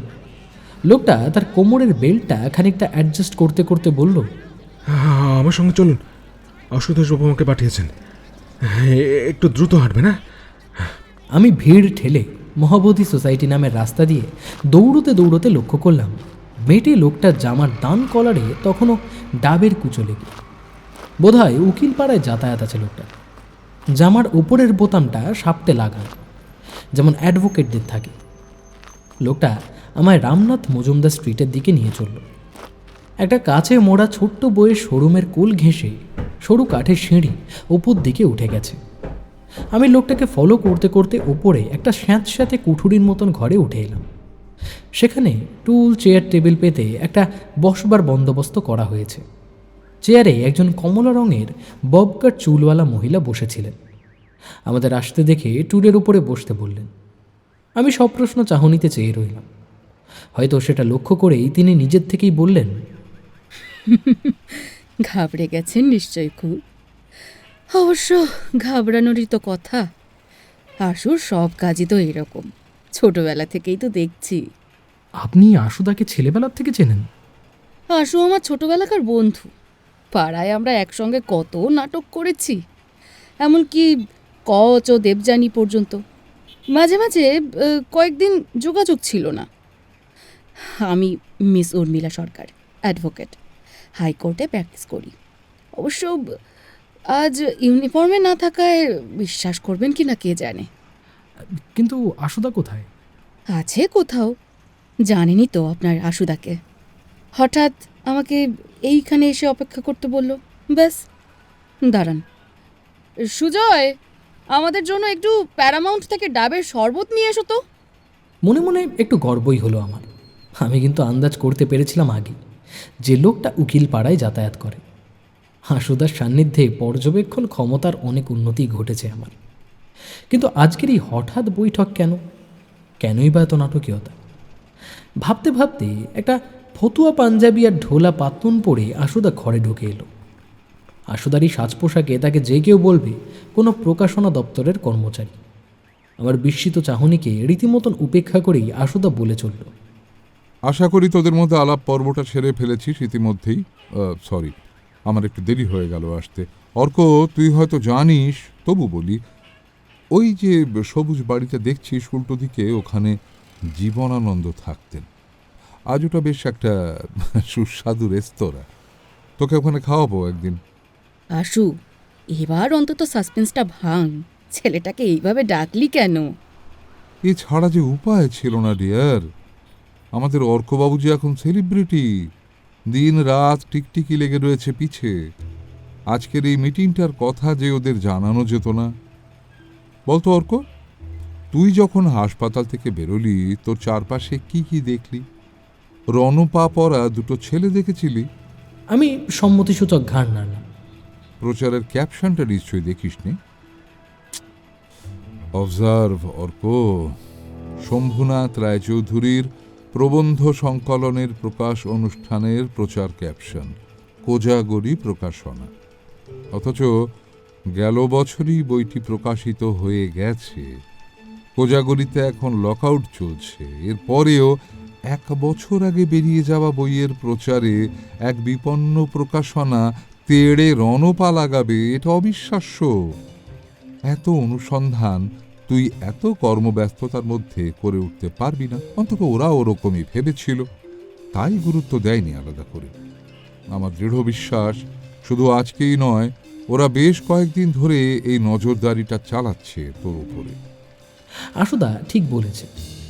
গেল কয়েকদিন ধরেই লক্ষ্য করছিলাম আমাদের ক্যাম্পাসের আশেপাশে ওই রণপা ঘোরাফেরা করছে। এতটা তলিয়ে ব্যাপারটা নিয়ে ভাবিনি। কিন্তু ওরাটা কারা? সেটা এখনো নিশ্চিত হতে পারিনি। সন্দেহের ভিত্তিতে এখনই কিছু বলবো না, সবুর কর। তবে এখন যা পরিস্থিতি, তাতে আমাদের পেছনে টিকটিকি লেলানোর যথেষ্ট কারণ ঘটে গেছে। কি বলিস উর্মিলা? সে আর বলতে, কোর্ট কাছারি মানেই তো টিকটিকি বাজি। সুজয় আমাদের 3 জনের জন্য ডাবের শরবত নিয়ে এসেছে। শহরে প্যাকেজিংয়ে ফ্যাশন দুরস্ত কাপে চুমুক দিয়ে আমি মনে মনে ভাবছিলাম আমার পেছনে টিকটিকি, আশুদার ছদ্মবেশ। আমরা তাহলে তদন্তে নেমেই পড়লাম। শোন অর্ক, রত্ন সেন কানুনগো যে সার্টিফিকেট পেশ করে কুসুম কুমারী দাসীর অভিভাবকত্ব দাবি করেছিল, সে সার্টিফিকেটটা চ্যালেঞ্জড হয়েছে কোর্টে। চ্যালেঞ্জড হয়েছেন মানে? কি করলো বিভূতি? মিহির চট্টোপাধ্যায় নামক এক ভদ্রলোক ক্রিমিনাল কোর্টে ফোর্জারির মামলাটা করেছেন। শিলিগুড়িতে থাকেন। আর কোনো ডিটেলস পাওয়া যায়নি। কি বলছেন উনি? ওনার দাবি অনুযায়ী পেশ করা কুসুম কুমারী দাসী আর রত্ন সেন কানুনগোর বিবাহ রেজিস্ট্রেশন সার্টিফিকেটটি ভুয়ো। এই কাজে উনি আমাকেই নিযুক্ত করেছেন। আমার বিপক্ষে বিবাদী পক্ষের উকিল বিখ্যাত পাবলিক প্রসিকিউটর বিষ্ণুচরণ ভট্টাচার্য। এখন ডকুমেন্টটি পোদ্দার কোর্টে ভেরিফিকেশনের জন্য গেছে। পুরো জমে ক্ষীর। আচ্ছা আশুদা, এই মিহির চট্টোপাধ্যায় লোকটা আবার কে? আচ্ছা, বিভূতি ওকে এই কাজে লাগায়নি তো? সে চান্স যে একেবারেই নেই তা বলবো না, তবে সম্ভাবনা খুব কম। ওই ছেলেটা একা একা এত কিছু করে উঠতে পারবে বলে আমার অন্তত মনে হয় না। তবে নিশ্চিত হতে হবে আমাদের এই রহস্য ভেদ করতে হবে অর্কবাবু। আমরা কি তবে বিভূতির খোঁজে পোখারি যাচ্ছি? সামনের সপ্তাহে ফ্রি থাকলে চল। তোর হেড ডিপকে একটু বার খাইয়ে ছুটিটা ম্যানেজ করে ফেল। দুদিনের ব্যাপার, সুযোগ পেলে তুই আর আমি একটু ঘাটশিলাতেও ঘুরে আসবো না হয়। অপু, দুর্গা, বিভূতিভূষণের বাড়িটা দেখে আসি চল। উর্মিলা, যাবি নাকি? না, কোর্টে এখন ভালোই চাপ, আমার যাওয়া হবে না। ভাবছি জামশেদপুরের সর্বানন্দ ঝায়ের সঙ্গেও একবার দেখা করে আসব। আমি ঘাড় নাড়লাম। আমার মোবাইলটা ভাইব্রেট করছি। প্রমিতি সেনের মেসেজ। আমার সঙ্গে দেখা করতে চায়, সাউথ কলকাতার কোথাও। এবার আর আশুদাকে লুকোনোর ভুলটা করলাম না। উত্তরে আশুদা হেয়ালি করে বলল, পৃথিবীর শঙ্খমালা নারী সেই, আর তার প্রেমিকের ম্লান নিঃসঙ্গ সুখের রূপ বিশুষ্ক তৃণের মতো প্রাণ জানিবে না, কোনো দিন জানিবে না। ভয়ঙ্কর রণপার সম্ভাবনা মাথায় রেখেই বেরিয়ে এলাম। বাড়ি যাওয়ার পথে সাদার্ন অ্যাভিনিউয়ের পাশে একটা ক্যাফে কফি ডে পড়ে। সাধারণত নিরিবিলিই থাকে। প্রমিতিকে ওখানে আসতে বলেছি, নিশ্চিন্তে কথা বলা যাবে। গাড়িটা কমলা গার্লস স্কুল ঘেঁষে পার্ক করে ক্যাফে কফি ডেতে ঢুকে পড়লাম। দেখলাম প্রমিতি সেখানে আগেই পৌঁছেছে। পরনে একটা হালকা নীল সালোয়ার কুর্তি আর গাঢ় বেগুনি জিন্স। আমার জন্য নির্ধারিত চেয়ারটির দিকে আমি এগিয়ে যেতেই ওর স্মিত হাসিতে হঠাৎ লক্ষ্য করলাম কাঁটাপুকুর বদ্ধভূমিতে সেদিন যে প্রমিতিকে আমি দেখেছিলাম, এই প্রমিতি সেন তার থেকে অনেকটাই আলাদা। প্রমিতি সেন দুটো ডেভিলস ওন আগে থেকেই অর্ডার দিয়ে রেখেছিল। ও কী করে জানলো আমার ডেভিলস ওন পছন্দ? কে জানে। বটুয়া খুলে সে আমার জন্য একটা সাদা কালো ছবি এগিয়ে দিল। ঠাকুর দালানে তোলা ফ্যামিলি ফটোগ্রাফ। ডান দিকে এক দীর্ঘকায় ভদ্রলোক, মধ্যেখানে একটি বছর 5 ছেলে, বাম পাশে নাট্য সম্রাজ্ঞী কুসুম কুমারী দাসী তার যৌবনমুখর দিনগুলোতে। কিন্তু এই মেয়েটি এই দুষ্প্রাপ্য ছবি পেল কি করে? আপনাকে বলেছিলাম না, বেশ কিছু কথা বলার আছে আমার। হ্যাঁ বলুন। কুসুম কুমারীকে ছবিতে নিশ্চয় চিনতে পারছেন। ডান দিকে যে ভদ্রলোককে দেখলেন, তাকে আপনার চেনার কথা নয়। উনি ঋতবান ঘোষ, এখন বন্ধ হয়ে যাওয়া বেঙ্গল জুট ওয়ার্কসের মালিক, কুসুম কুমারীর প্রথম পক্ষের স্বামী। ওদের ছেলে ছিল? সে এখন কোথায়? কিংসুক, রাজস্থানের সেন্ট্রাল জেলে রয়েছে। জেলে? নাট্য সাহিত্য ইতিহাসের কিংবদন্তি নায়িকা কুসুম কুমারী দাসীর ছেলে জেলে থাকবেন কেন? সেটা একটা অন্য প্রসঙ্গ, অন্য একদিন না হয় বলবো সুযোগ হলে। ঋতবান ঘোষ ধনী ছিলেন, সুপুরুষ। কুসুম কুমারীকে হয়তো সুখী রাখতে পারতেন, কিন্তু তার হলো না। আচ্ছা, ঋতবান এখন কোথায় থাকেন? 2001 সালের জানুয়ারি মাসে হুগলির যে রাজবাড়িটার ছবি আপনি দেখছেন, তারই বাহির মহলে ঋতবানের লাশ পাওয়া যায়। এই রহস্যজনক মৃত্যুটা কারো কারো ধারণা আত্মহত্যা, আবার কেউ বলেন খুন। আত্মহত্যা বা খুনের কারণ কে জানে, হয়তো কুসুম কুমারী। আচ্ছা, আপনি গ্রুপ থিয়েটার চর্চা করেন? ওই একটু আধটু। চর্চা করলে জানতেন কুসুম কুমারী দাসী এক সেটে কোনোদিন দুবার অভিনয় করতেন না। তার জন্য নির্দেশককে প্রতিবার সেটে কোনো না কোনো পরিবর্তন করতে হতো। এই বৈবাহিক সম্পর্কগুলো কুসুম কুমারীর কাছে এক একটা নাটকের সেটের মতো ছিল। 2001 সালে ঋতুবানকে ছেড়ে তার সেট হয়তো অন্য কোথাও শিফট হয়েছিল।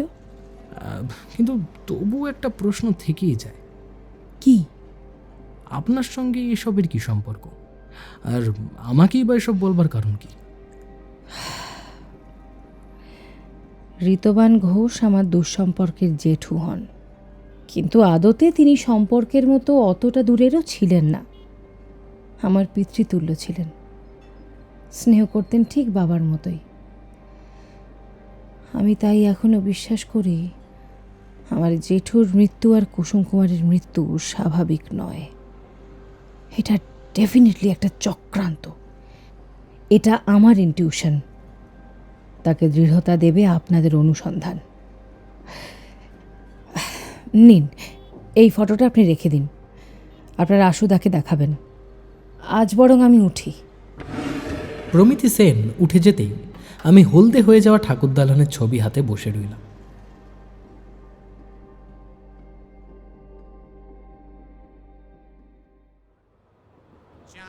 সারাটা ট্রেন আশুদা জীবনানন্দ পড়ে গেল মন দিয়ে, আর আমি ঘাঁটতে থাকলাম আমার মোবাইল ফোন। একটা অজানা নাম্বার থেকে বারবার আশ্চর্যজনক মেসেজ করছে কেউ আমায়। প্রত্যেকটি মেসেজই প্ররোচনামূলক, প্রতি মেসেজেই লুকিয়ে আছে সুপ্ত হুমকি। আমার পাশে বসে থাকা মানুষটি তখনও ধান সিঁড়িতে মজে আছে। তাকে আমার এইসব দোলাচল আদৌ স্পর্শ করছে বলে আমার অন্তত মনে হলো না। বেলা 11টার মধ্যেই আমাদের টাটানগর পৌঁছে যাওয়ার কথা। খড়গপুর পেরোচ্ছে ট্রেন। আমি বিরক্তিতে আমার ফোনটা সুইচ অফ করে দিলাম। আজকে আমাদের এই হঠাৎ সফরের কথা বিভূতি জানে না। টাটানগর স্টেশনে পৌঁছে আমাদের প্রথম কাজ হবে জামশেদপুরের এএসপি সর্বানন্দ ঝায়ের সঙ্গে দেখা করা। আশুদা আমাদের দুজনের জন্য ইডলি নিয়ে এলো। ট্রেনটা আবার ছেড়ে দিয়েছে। আমি ইডলিতে কামড় দিতে লাগলাম। হঠাৎই আশুদা বলল, এই আধুনিক সময়ে শান্তিতে থাকবার মূল রহস্যটা কি জানিস? চাপটা নিতে শেখা। আগেকার দিনে কোনো মানুষকে আঘাত করতে হলে তা হতো সরাসরি, হাতে নাতে। এখন আর তা হয় না, হয় অন্তরে অন্তরে, চোরাগোপ্তা, একটা সাইকিক যুদ্ধ। বাইরে থেকে কোনো মারকাটারি নেই, অথচ ভেতরে ভেতরে রক্তারক্তি কাণ্ড। আমি ঘাড় নাড়লাম। আশুদা তার ঝোলা ব্যাগে জীবনানন্দ ভরতে ভরতে বলছিল, হাত কাঁপছে তোর, খেয়াল করেছিস? ফাইন ট্রেমার। চিন্তা করছিস, যারা তোকে ক্রমাগত মেসেজ করে যাচ্ছে তারা আসলে তোকে ভেতর থেকে পরাস্ত করতে চায়, ভেতর থেকে। মাঝরাতে ট্রেনে উঠে কুকরি দিয়ে আক্রমণ করার ভুলটা আজকাল আর কেউ করবে বলে মনে হয় না। ইগনোর করতে শেখ। এক্স রে প্লেটে অনাবশ্যক কোনো ধাতুর টুকরো যেরকম প্যাথোলজি নয় বলে ইগনোর করিস, সেরকম। আচ্ছা আশুদা, আজকে যাবার ব্যাপারটা তো বিভূতি জানে না। যদি হুট করে দেখে ফেলে? বলবো বিভূতিভূষণের কিন্নর দল দেখতে এসেছি। বিভূতির কল লিস্ট চেক করলে? করা হয়েছে। গেল 6 মাসে মাত্র 2বার কুসুম কুমারী তাকে ফোন করেছিল, অথচ তার আগে কিন্তু ঘন ঘন ফোন হতো। শেষ ফোনটা আসে 20/4/2017। কি আশ্চর্য, ওই তারিখেই তো ওই চিঠিটা লেখা। এক্স্যাক্টলি। তাহলে বলতো, কি এমন গুরুত্বপূর্ণ কথা যা কুসুম কুমারী চিঠি ছাড়াও ফোনের মাধ্যমে বলতে চাইলেন? আর ফোনই যদি করবেন, চিঠি লেখা কেন? ঘেটে যাচ্ছি কিন্তু আশুদা। আমি দেখলাম নিজের অজান্তেই আবার ফোনটা অন করে ফেলেছি। আবার ভাইব্রেট করছে, তথাগত অধিকারীর মেসেজ। ওই আননোন নাম্বারটার বিরুদ্ধে আমায় এফআইআর করতে বলছে। আমি আবার ফোন বন্ধ করে দিলাম। টাটানগর রেলওয়ে স্টেশন এখন অনেকটা ঝকঝকে তকতকায় হয়ে উঠেছে। ট্রেন থেমে নামবার সময় একটা ছোট্ট ঘটনা ঘটল। আশুদার লাগেজ বলতে তো ওই ঝোলা, আর আমার তেমন কোনো লাগেজই নেই। আমাদের পেছনের রোতেই একজন বোরখা পরা মহিলা বসেছিলেন। ট্রেন থেকে নামবার সময় তার লাগেজটা গেটে আটকে যেতেই বিস্তর টানা হ্যাচড়া করতে লাগলেন তিনি। ফল হলো বিপরীত।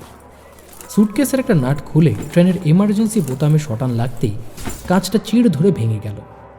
আর একটু হলেই পাশে দাঁড়ানো 7-8 বছরের ছেলেটার মাথায় লেগে যেত। আমি আর আশুদাকে খানিকটা সাহায্য করে দিলাম। একলাই সফর করছেন বোধহয়।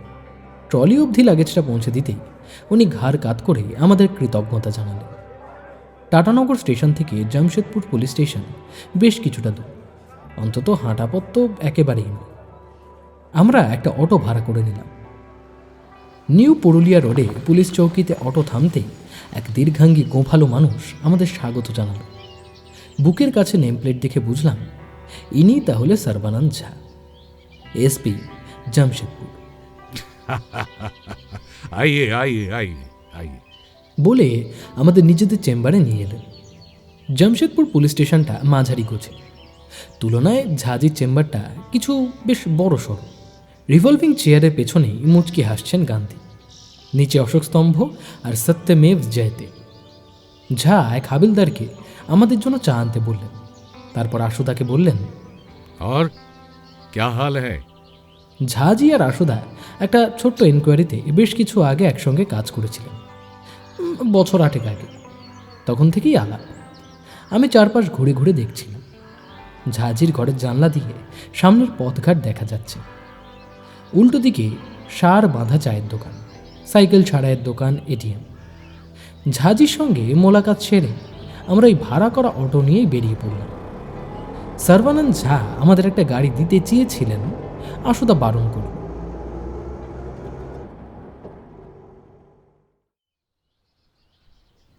ঝাড় সঙ্গে কথা বলে আরও কনভিন্সড হলাম, বুঝলি। বিভূতি ছেলেটা সব কথা সত্যি বলেনি। কিভাবে বুঝলে? বিভূতি বলছিল ওকে আমার নামটা সর্বানন্দ দিয়েছিল, অথচ সর্বানন্দ এখানে বিভূতি বলে কাউকে চেনেই না। আবার পুলিশ রেকর্ডেও বিভূতি বলে কারোর নামে কোনো কেস ফাইল বা সাসপেক্ট এন্ট্রি নেই। আমার কিন্তু এবার বেশ সন্দেহ হচ্ছে, এই বিভূতি নামটা আসল তো? তাহলে আমরা এখন কোথায় যাব? ও সব পরে হবে, তবে আপাতত ফ্রেশ হতে হবে। ম্যাঙ্গো জনপদটা জামশেদপুরের শহরতলিতে। আমরা ব্রিজ পেরিয়ে একটা মাঝারি মাপের হোটেলে উঠলাম। এখান থেকে একটু ফ্রেশ হয়ে নিয়েই পোখারি। এখান থেকে 11 কিলোমিটার। শহরতলির হোটেল হলেও পেশাদারিত্বে কোনো অংশে পিছিয়ে নেই আমাদের ম্যাঙ্গো সরাইখানাটি। আমরা আসতেই রিসেপশনে বসে থাকা একটি মেয়ে আমাদের ডিটেলস নিয়ে খাতায় এন্ট্রি করে ঘর দিয়ে দিল। অল্পই বয়স মেয়েটা, বড়জোর মেরে কেটে বছর 22-23। কপালের বাম দিকে গোলাপি রঙের একটা দাগ, সম্ভবত জন্মজরু। বাম নাকে নাকছাবি।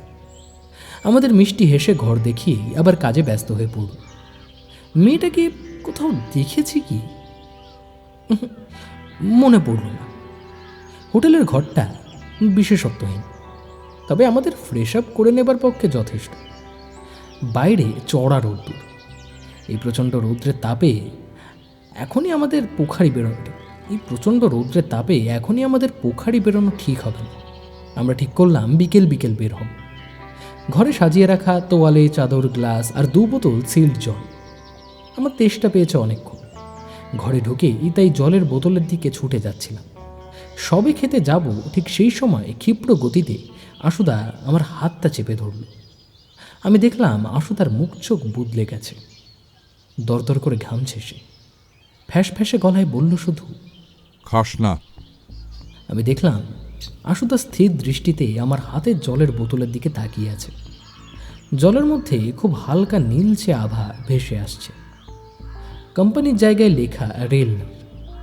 চমকে উঠলাম, খেয়ালই করিনি। ভারতীয় রেলে ব্যবহৃত জলে সিল করা বোতল ম্যাঙ্গোর এই পেশাদার হোটেলে এলো কি করে? কিন্তু শুধু এই জন্যই কি আশুদা নিশ্চুপ? আশুদা সোফায় 2 কান চেপে বসে আছে। আমিও একমুখ প্রশ্ন নিয়ে খাটে বসলাম। অনেকক্ষণ কোনো কথা বলল না আশুদা। তারপর হঠাৎ বলে উঠল, আয় আমার সঙ্গে। অন্য একটা জলের বোতল নিজের ব্যাগে পুরে ফেল, তবে খবরদার মুখে দিবি না, ওটা আমাদের অন্য কাজে লাগবে। আমরা ঘরের দরজা খোলা রেখেই নেমে এলাম নিচে। রিসেপশনে সেই মেয়েটি তখন ছিল না। তার জায়গায় একটি অল্প বয়সী ছেলে ডাটা এন্ট্রি করছে। আমাদের দেখে সব প্রশ্ন তাকিয়ে থাকতেই আশুদা জিজ্ঞেস করল, अभी यहाँ पे जो लड़की थी वो कहाँ गई? ছেলেটি আমতা করে যা বলল তার অর্থ 10 মিনিটের জন্য সে নাস্তা সারতে গিয়েছিল বাইরে, দারোয়ানকে বলে গিয়েছিল। রিসেপশন খালি ছিল সেই সময়। আশুদা এই কথা শোনা মাত্র হোটেলের চেক ইন রেজিস্টার দেখতে চাইল। ছেলেটি অপ্রস্তুত হতেই আশুদা পকেট থেকে সর্বানন্দ ঝায়ের কার্ডটা বের করল। কে জানতো এই কার্ডটা এইভাবে কাজে এসে যাবে। চেক ইন রেজিস্টার খুঁটিয়ে দেখতে একটা নামের ওপর চোখ আটকে গেল তার। রোশনারা বানু বেগম, বয়স 25, মিনিট 7 আগে চেক আউট করেছে। আজকাল সাধারণত সমস্ত পেশাদার হোটেলের বোর্ডারদের ডিটেলস নথিভুক্ত থাকে। আশুদা সেই ফাইলটা দেখতে চাইল। বেশ খানিকটা ঘাঁটাঘাঁটি করে ছেলেটি উদ্বিগ্ন হয়ে তার সিনিয়রকে ফোন করে বসল। হোটেলের রেজিস্ট্রিতে ওর নামের কোনো ডকুমেন্ট জমা নেই। ফিরতি জনশতাব্দী এক্সপ্রেস বিকেল ছাড়বে। আমরা পোখারির ঝটিকা সফরে এর মধ্যেই আল কবির পলিটেকনিক কলেজের ফ্যাকাল্টি বিশ্বনাথ রায়ের সঙ্গেও কথা বলেছি। পোখারির এই একমাত্র সায়েন্স কলেজটিতে কৃষি বিজ্ঞানের কোর্স 3 বছর আগে বন্ধ করে দেওয়া হয়েছে। আর বিভূতি নামের কোনো ছাত্র গেল 2 বছরে ওই কলেজে ভর্তি হয়নি। ঘাটশিলা যাওয়ার পরিকল্পনা আশুদা আগেই বাতিল করেছিল। পোখারির মাটি নিকোনো উঠোন বেয়ে আমাদের অটো তখন জামশেদপুর ফিরে চলেছে। আমনগরের রোশনারা বানু আমাকে অতৃপ্ত অশরীরীর মতন তাড়িয়ে বেড়াচ্ছে। আমরা বিভূতিকেই বা দেখতে পেলাম কই? পুরো ব্যাপারটাই তো ধোঁয়াশায় রয়ে গেল। আশুদা চোখ বন্ধ করে কিছু একটা চিন্তা করছে। ট্রেনে উঠে এখনো অবধি আশুদা আমাকে একটি মাত্র কথাই বলেছে, কলকাতায় ফিরে তোর ব্যাগে আমনগর থেকে তুলে আনা জলের বোতলটার কেমিক্যাল অ্যানালিসিস করতে হবে। আমি অন্ধকার জানলার দিকে তাকিয়ে ফিরে চললাম। শুনলাম আশুদা নিজের মনে বিড়বিড় করছে, আমি একটা আস্ত গাধা। পবিত্রকে ফোন করে তারপর আমার আসা উচিত ছিল। ইস, গ্রেট মিস্টেক। আমি আমার নৈরাশ্য আর না বাড়িয়ে মোবাইল অন করলাম। প্রমিতি সেনের মেসেজ লিখেছে, তাহলে কি ডিসাইড করলেন?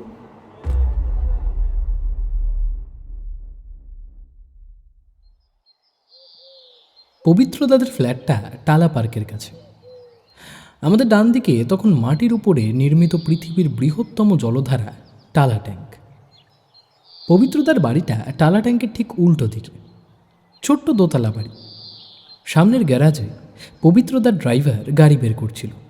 আমাদের আসতে দেখে উপরে খবর দিতে গেল। আমরা মার্বেলের সিঁড়ি বেয়ে উপরে উঠলাম। সিঁড়িতে ওঠার পথেই মুখোমুখি হয়ে গেলাম অর্চনার সঙ্গে। সময় শ্রেষ্ঠ ভাস্কর। এই কয়েক বছরে অনেকটা পরিবর্তন হয়েছে অর্চনার। মুখে চোখে একটা গিন্নি গিন্নি ভাব ফুটে উঠেছে, তবে দুষ্টুমি মাখানো হাসিটা রয়েই গেছে। আশুদা আর আমি বসবার ঘরে বসলাম। ঘরের প্রতিটি কোণে গৃহশৈলীর নিপুণতা সুস্পষ্ট। মানতেই হবে অর্চনা সুগৃহিণী। উল্টো দিকের দেয়ালে ছৌয়ের মুখোশ থেকে শুরু করে বাঁকুড়ার পোড়ামাটি বাংলা সংস্কৃতির অজস্র নিদর্শন। বেশ কিছু ছবিও রয়েছে সেখানে। পবিত্রদার নাটকের ছবি ছাড়াও একচিলতে জায়গায় রয়েছে পবিত্রদা আর অর্চনার বিয়ের ছবি। একটা দীর্ঘশ্বাস নেমে এলো আমার বুকে, আবার পরম শান্তিও। পবিত্রদার আজ ডে অফ, তাই ফুরফুরে একটা হালকা নীল ফতুয়া আর পাজামা চাপিয়ে স্বভাবসিদ্ধ হালকা মেজাজে ধপ করে আমাদের সামনে এসে বসে পড়ল। বলো তাহলে। শোন, অর্চনা তোদের জন্য আজ ছুটি নিয়েছে, ও রান্না করছে। দ্বীপ প্রাহরিক ভোজন কিন্তু আজ এখানেই। আমরা আমতা আমতা করতে করতে থেমে গেলাম। পবিত্রদা একটা অ্যালবাম এনেছে সঙ্গে করে। আশুদার দিকে সেটা এগিয়ে দিয়ে বলল, এনে দেখ, তুই দেখতে চেয়েছিলি। আশুদা অ্যালবামটা হাতে নিয়ে একটু উল্টে পাল্টে দেখে বলল, দুদিনের জন্য এটা আমি নিয়ে গেলে তোর আপত্তি আছে? আমায় নির্ভর করতে পারিস। একটু ডিটেলস দেখতে চাই। আমি আর চোখে দেখলাম সেখানে পবিত্রদাদের নাটকের দলের নানান মুহূর্তের ছবি, রিহার্সাল থেকে আরম্ভ করে শোয়ের দৃশ্য অবধি। আশুদার প্রস্তাবে পবিত্রদা না করল না। তোর কাছ থেকে কয়েকটা জিনিস জেনে নি, দাঁড়া। পোখারির ঘটনার কথাটা কি পবিত্রদা জানে?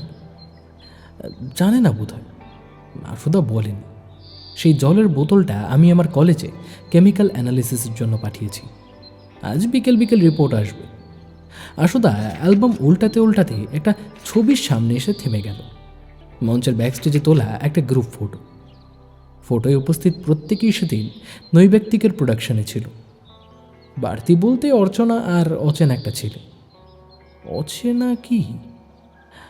আমি আবার ধন্দে পড়ে যাই। একেও তো খুব চেনা চেনা মনে হচ্ছে। আশুদা ঠিক ওই ছেলেটাকেই পয়েন্ট করে প্রশ্নটা করল, এই ছেলেটা কে রে? একে তো সেদিন দেখিনি। ওর নাম সুনির্মল। ওই সময়টা আমাদের নৈর্ব্যক্তিকের কাস্ট সিলেকশন চলছিল, বুঝলি। ছেলেটা বলেছিল ও নাকি আগে গ্রুপ থিয়েটার করত, আলোর কাজ টাজগুলোও মোটামুটি জানতো, তো তাই ওকে সেকেন্ড কাস্ট হিসেবে নেওয়া হয়েছিল। তার মানে যেদিন আমরা ওই অনুষ্ঠানে যাই সেদিনও ওই ছেলেটা তোদের দলে ছিল? না, ওকে পরে দল থেকে বের করে দেওয়া হয়। কেন? তোদের বলছি, কিন্তু ব্যাপারটা বাইরে লিক আউট করিস না। তখন সপ্তাহে 3 দিন করে রিহার্সাল চলতো। মঞ্চেই সকাল সকাল রিহার্সালের ব্যবস্থা করা হতো। তো স্মৃতিকণাদি একটু দেরি করে আসতেন। তো পুরুলিয়া থেকে আমরা একটা প্রতিভাবান মেয়ে পাই, তার নাম হচ্ছে শ্রমণা। তো ওই ছবিতে চড়া মেকআপ মাখা মেয়েটা ওই। তো সেদিন দুর্যোধন মহিষী ভানুমতির রোলটা ও করেছিল। আমি সাধারণত চেম্বার সেরে তাড়াতাড়ি মঞ্চে পৌঁছে যেতাম। তো ভীষ্মের ভূমিকায় অলোকেশবাবু রিটায়ার্ড চার্টার অ্যাকাউন্টেন্ট, উনিও আমার সঙ্গেই প্রায় ঢুকতেন। তো সেদিন কি হলো, সকাল থেকে বৃষ্টির জন্যই হোক বা অন্য কোনো কারণে আমার চেম্বারে চাপ কমই ছিল। আমি একটু তাড়াতাড়ি মঞ্চে পৌঁছে গেলাম, কিন্তু সেখানে গিয়ে যা দেখলাম তা দেখবার জন্য আমি প্রস্তুত ছিলাম না। কি দেখলি? আমাদের 2টো গ্রিন রুম, একটা ছেলেদের, অন্যটা মেয়েদের। আর একটা ঘর সাধারণত তালা দেওয়া থাকে। সাধারণত মেয়েদের গ্রিন রুমে ছেলেদের ঢোকা অ্যালাউড নয়, আর রিহার্সালের দিন ওই গ্রিন রুমগুলো তেমন ব্যবহারও হয় না। আমি সেদিন মঞ্চে পৌঁছে দেখলাম যে মেয়েদের গ্রিন রুমে আলো জ্বলছে, দরজা ভেজানো। কৌতূহল হলো, ঘড়ি দেখলাম, এই সময় স্মৃতিকণাদি তো আসেন না কোনোদিন। আর শ্রমণা বাসে করে এক কাকার সঙ্গে আসে। আগে এলেও সে তো গ্রিন রুমে ঢোকে না, বাইরে চেয়ারে বসে থাকে। দরজায় হাত রাখতেই একটা কারেন্ট বয়ে গেল আমার সমস্ত দেহের ভেতরে। আমি দেখলাম সুনির্মল বলে ওই ছেলেটি আর শ্রমণা নিবিড় আলিঙ্গনে বিভোর। হয়তো ওরা আমাকে এই সময় এক্সপেক্ট করেনি। আমাকে দেখেই দুজনে ছিটকে সরে গেল। আমাদের নাটকের দলে কয়েকটা ডিসিপ্লিনারি রুল আছে। রিহার্সালের সময় ওই সব প্রেম পর্ব টর্ব চলবে না। আর তাছাড়া যতদূর সুনির্মল বলেছিল ও নাকি বিবাহিত, তো এই পরকীয়া ব্যাপারটা আমার গ্রুপে অন্তত আমার একদম নাপছন্দ। তো যাই হোক, সব দেখে শুনে দলের অন্যদের সঙ্গে আলোচনা করে ছেলেটিকে ওই দিনই দল থেকে বের করে দেওয়া হলো। আর মেয়েটাকে, ওকে বের করলি না কেন? উপায় ছিল না। সামনেই 2 দিনের মাথায় শো, পুরো স্ক্রিপ্ট রেডি। ওই সময় ভানুমতি চলে গেলে তো শো ঝুলে যেত। সেই কারণেই ওকে কড়া ওয়ার্নিং দিয়ে রেখে দেওয়া হলো। বুঝলাম, যে রত্নভূষণে আমারে সাজায় তারে যেতে হলো বনে। একবার মধুসূদন মঞ্চে যাওয়া যায় না আজ, ব্যাক স্টেজে? পবিত্র, দেখ না। আজ দাঁড়া, মল্লিকদাকে একটা ফোন করে জেনে নিতে হবে আজ কোনো শো আছে কিনা। শো থাকলে গিয়ে লাভ নেই, তবে একটা চান্স নেওয়া যেতেই পারে। কেন, তুই কি কিছু সন্দেহ করছিস? না না, নিছক কৌতূহল। আশুদা কয়েকটা ফোন সারবে বলে বারান্দায় উঠে গেল। আমি সবুজে ঢাকা টালা ট্যাঙ্কের দিকে চেয়ে রইলাম। আশুদা সামান্য পরেই ফিরে এলো। একটু চিন্তিত দেখাচ্ছিল। জিজ্ঞেস করব করেও করতে পারলাম না। ভোজন এসেছে। অর্চনা ভালো রাঁধুনি, যত্ন নিয়ে কষা মাংস, পটলের দোরমা, পঞ্চব্যঞ্জন, আহা, প্রতিটা পদই সে রেঁধেছে। খাবার শেষ হতে না হতেই একমুখ হাসি নিয়ে পবিত্রদা বলল, নো চিন্তা, ব্যবস্থা হয়ে গেছে। মল্লিকদাকে বলেছি, খাওয়া দাওয়া শেষ করে একবার মধুসূদন মঞ্চ ঘুরে আসি। মধুসূদনে শোনা থাকলেও পার্শ্ববর্তী দক্ষিণাপন শপিং কমপ্লেক্স থাকায় জনসমাগমের অভাব হয় না। আমরা মঞ্চের পাশ দিয়ে টিকিট কাউন্টারের দিকে এগিয়ে গেলাম। সেখানে একজন ষাটোর্ধ্ব বয়স্ক লোক আমাদের দিকে এগিয়ে এলো। ইনি তাহলে মল্লিকবাবু। দীর্ঘদিন এই মঞ্চের খুঁটিনাটি রক্ষণাবেক্ষণ এঁড়ি হাতে, জুতো সেলাই থেকে চণ্ডীপাঠ। মল্লিকবাবু আমাদের পর্দা নামানো স্টেজের পেছনের দিকে নিয়ে যাচ্ছিলেন। মধুসূদন মঞ্চের পেছন দিকটায় গ্রিন রুম, প্রথমটা ছেলেদের, পরেরটা মেয়েদের। গ্রিন রুম দুটো সামান্য অপরিষ্কার। আশুদা সারাক্ষণ কিছু একটা খুঁজছিল। পবিত্রদা আর আমি এ সময়টা নীরব দর্শকের আসন নেব ঠিক করলাম। আশুদা বারবার বিড়বিড় করছে, মিলছে না, মিলছে না, এখানে থাকা উচিত ছিল। কি থাকা উচিত ছিল কে জানে। শূন্য প্রাপ্তিতে আমরা ঘর দুটো থেকে বেরিয়ে আসছি, এমন সময় হঠাৎ পবিত্রদা বলে উঠল, আশু, একটা কথা হঠাৎ মনে পড়লো, তোকে হয়তো বলা উচিত তাই বলছি। অনুষ্ঠানের দিন কুসুমদি কিন্তু ওই দুটো রুমের কোনোটাই ব্যবহার করেননি। ওই দিন তিনি ওই তালা দেওয়া ঘরটাই ব্যবহার করেছিলেন। 1000 ওয়াটের বাল্ব জ্বালালে চারপাশটা যতটা উজ্জ্বল দেখায় তার থেকেও বেশি আলোকিত চোখ নিয়ে আশুদা তড়িতের মতন ঘুরে দাঁড়ালো। আগে বলবি তো, চল সেখানে। এই তালাবন্ধ তৃতীয় ঘরটা সচরাচর খোলা হয় না, চাবি পাওয়া যাবে কিনা কে জানে। কিন্তু আশুদা নাছোড়, চাবি পাওয়া গেল। দরজা খুলতেই একরাশ ধুলোর গন্ধে মল্লিকবাবুর মুখের হাবভাবটি হলো দেখবার মতো। কিন্তু আশুদাকে আটকাবে কে? এক অজানা গুপ্তধন পাবার নেশায় সে ওই স্তূপাকৃত ধুলোর মধ্যেই কিছু খুঁজে চলেছে। ছোট ঘরটায় আলো বলতে অবহেলায় জ্বলতে থাকা 100 ওয়াটের একটি বাল্ব। আয়নাগুলোতে পারদের ময়লা ধরেছে, মেঝেতে পুরো ধুলোর আস্তরণ। আচ্ছা পবিত্র, ওই নৈর্ব্যক্তিক নাটকটা শেষ হওয়ার পর থেকে এ ঘরে কি কেউ ঢুকেছিল? না, এ ঘর তো বেশিরভাগ সময় তালাবন্ধ হয়েই পড়ে থাকে। পেয়েছি পেয়েছি পেয়েছি। অর্ক, প্যাকেটটা বের কর, আর ফরসেপটা। কয়লা খাদান থেকে হীরের কুচি তুলে আনার ঢঙে আশুদা একটা 5 ml সিরিঞ্জ আর দুটো ইঞ্জেকশনের অ্যাম্পিউল সেই প্যাকেটে তুলে এনে রাখল। তারপর আবার নির্লিপ্তভাবে বলল, চল, কাজ শেষ। ফিরতি পথে পবিত্রদার গাড়িতে বসে আশুদাবাদে আমাদের দুজনের মধ্যেই অজস্র কৌতূহল কিলবিল করছে।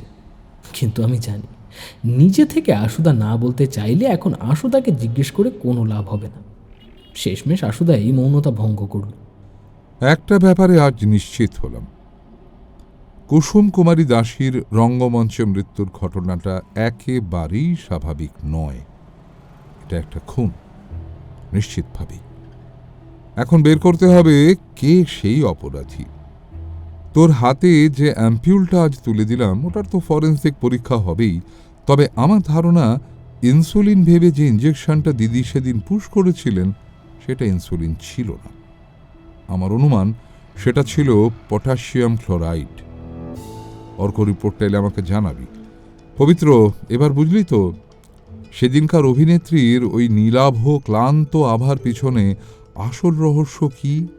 ও তো নিছক আলোর কারসাজি ছিল না। পটাশিয়াম ক্লোরাইডের প্রভাবে যে সায়ানোসিস, তারই স্বাভাবিক বহিঃপ্রকাশ ওই নীলাভ আভা। পটাশিয়াম ক্লোরাইডের প্রভাবে হঠাৎ বন্ধ হয়ে যাওয়া হৃদযন্ত্রের অক্সিজেনহীন সায়ানোসিস।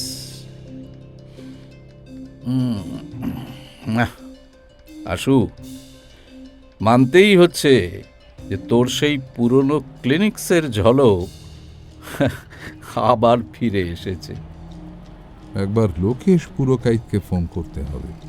ও যদিও বিনিয়াপুকুর থানায় ওসি হয়ে গেছে এখন, রিকের এই ব্যাপারটা নিয়ে আমাকে অনেক সাহায্য করেছে। কুসুম কুমারীর কেসটা আবার ওপেন হবে। আমি আশুদার কথা শুনতে শুনতে লক্ষ্য করলাম আমার ফোনটা ভাইব্রেট করছে। কলেজ থেকে ফরেন্সিক রিপোর্ট এসেছে।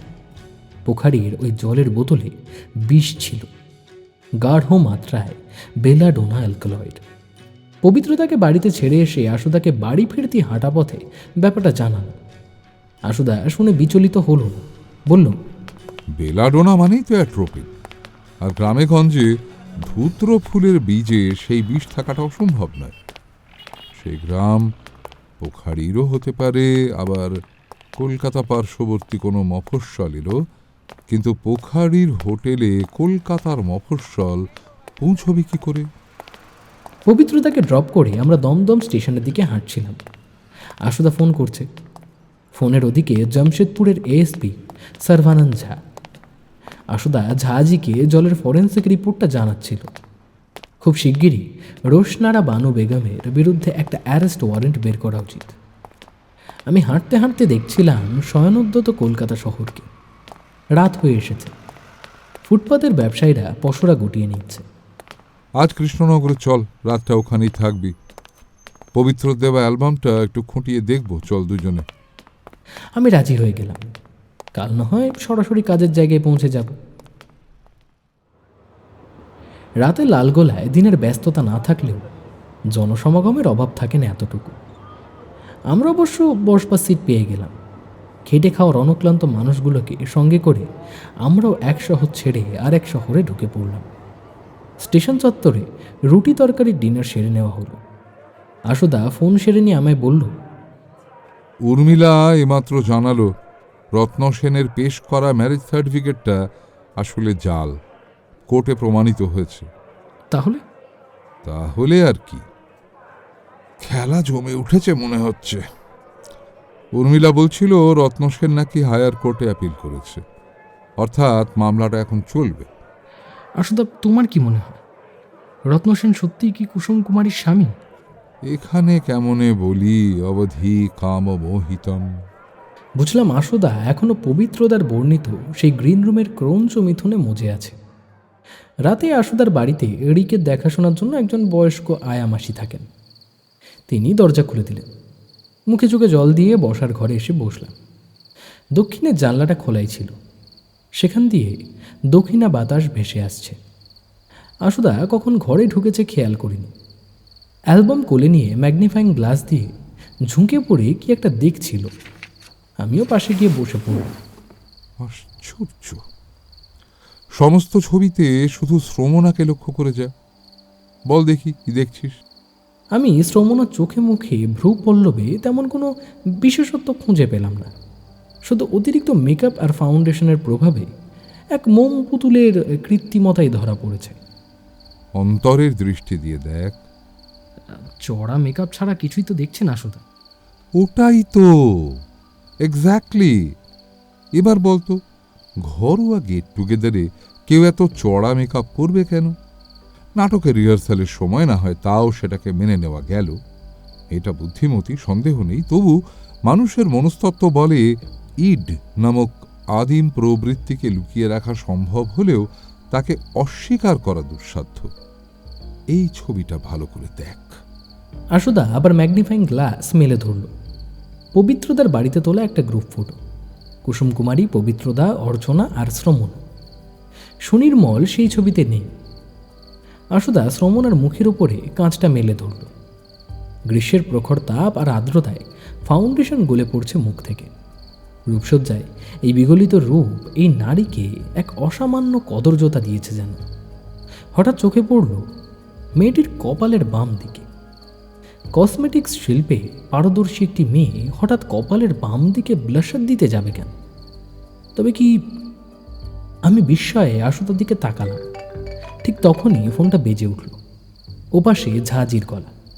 विभूति पकड़ा गया। बुखारी से 4-5 किलोमीटर दूर जामनगर नाम का एक गांव में छुपा हुआ था।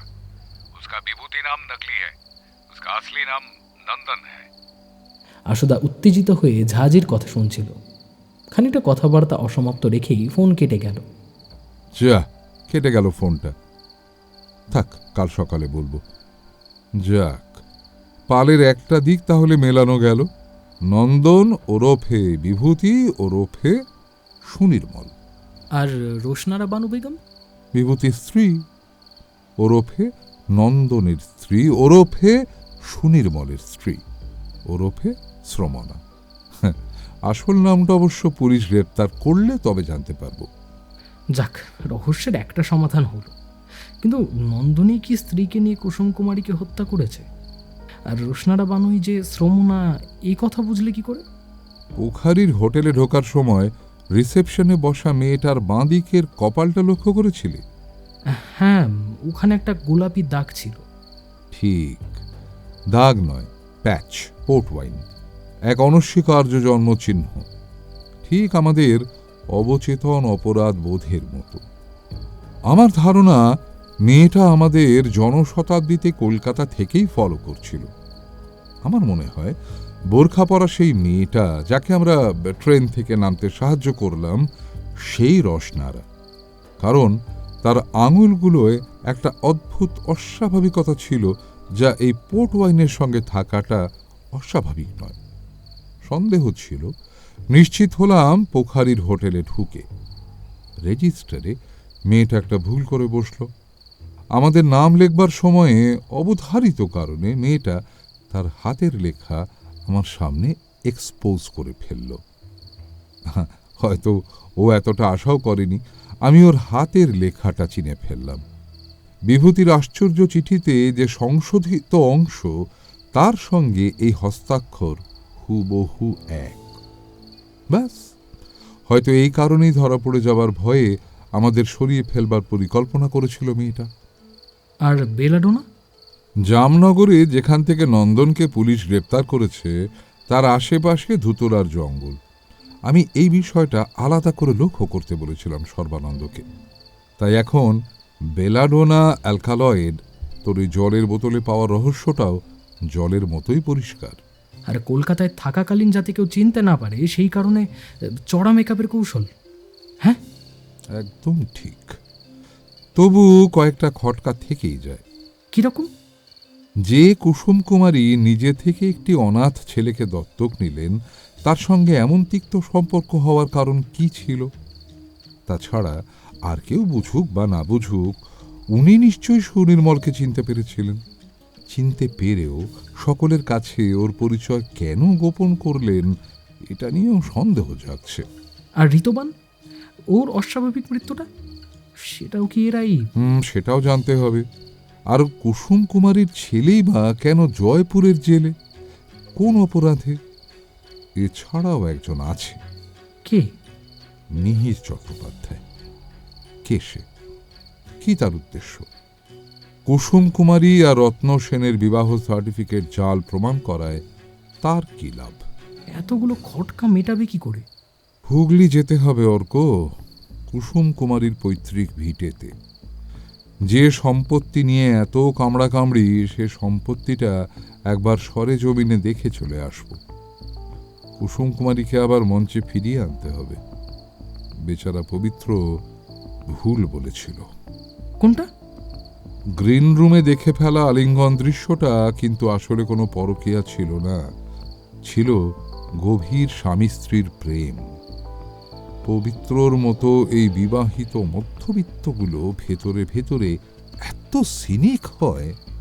আশুদা রিকের ঘরে চলে গেল, আমি এ ঘরেই শোব। আশুদাকে নিয়ে কুসুম কুমারীর পৈতৃক বাড়িতে যাবার আগে একদিন পবিত্রদার বাড়ি গিয়ে অনেকটা হোমওয়ার্ক করে নিলাম। পবিত্রদা ডাক্তার হলেও একজন সিনিয়র নাট্যকর্মী। বাংলা নাট্যজগতে স্মৃতিকণা দত্ত ওরফে কুসুম কুমারী দাসের জীবনে উত্থান পতনের কাহিনী অনেকটাই তার জানা। যেটুকু অজানা সেটুকুর জন্য ন্যাশনাল লাইব্রেরি আর কলেজ স্ট্রিটের অলিগলি খানিকটা সাহায্য করল। সন্দীপ দত্তর কলকাতা লিটল ম্যাগাজিন লাইব্রেরিতে কয়েকটা পুরনো নাট্যপত্রে পেলাম কুসুম কুমারীর ওপর দুর্লভ কিছু প্রবন্ধ। আগামীকাল হুগলিতে কুসুম কুমারীর বাড়ি যাব আমরা, কিন্তু যাবার আগে যেন সেই রাজবাড়ির অনেকটা দেখা হয়ে গেল আমার। আশুদার ফোন এলো রাতে, বলল রোশনারা বানু বেগম ম্যাঙ্গোতেই ধরা পড়েছে। সর্বানন্দ ঝা খানিক আগেই জানিয়েছে।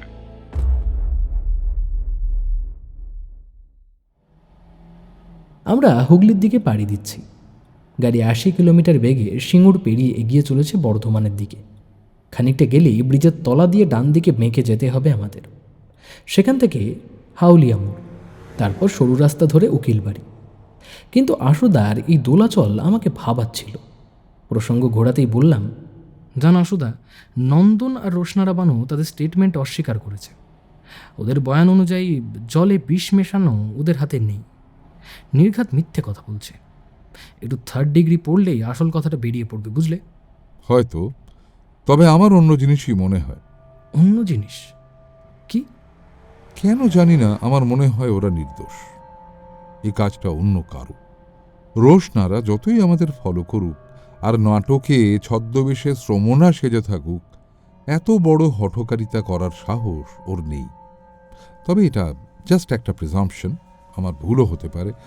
আশা করছি আমাদের আজকের এই সফরে খানিকটা হলেও মেঘ পরিষ্কার হবে। একটা কথা বলবো আশুদা, কাল থেকেই ফিল করছি তুমি একটু অন্যমনস্ক।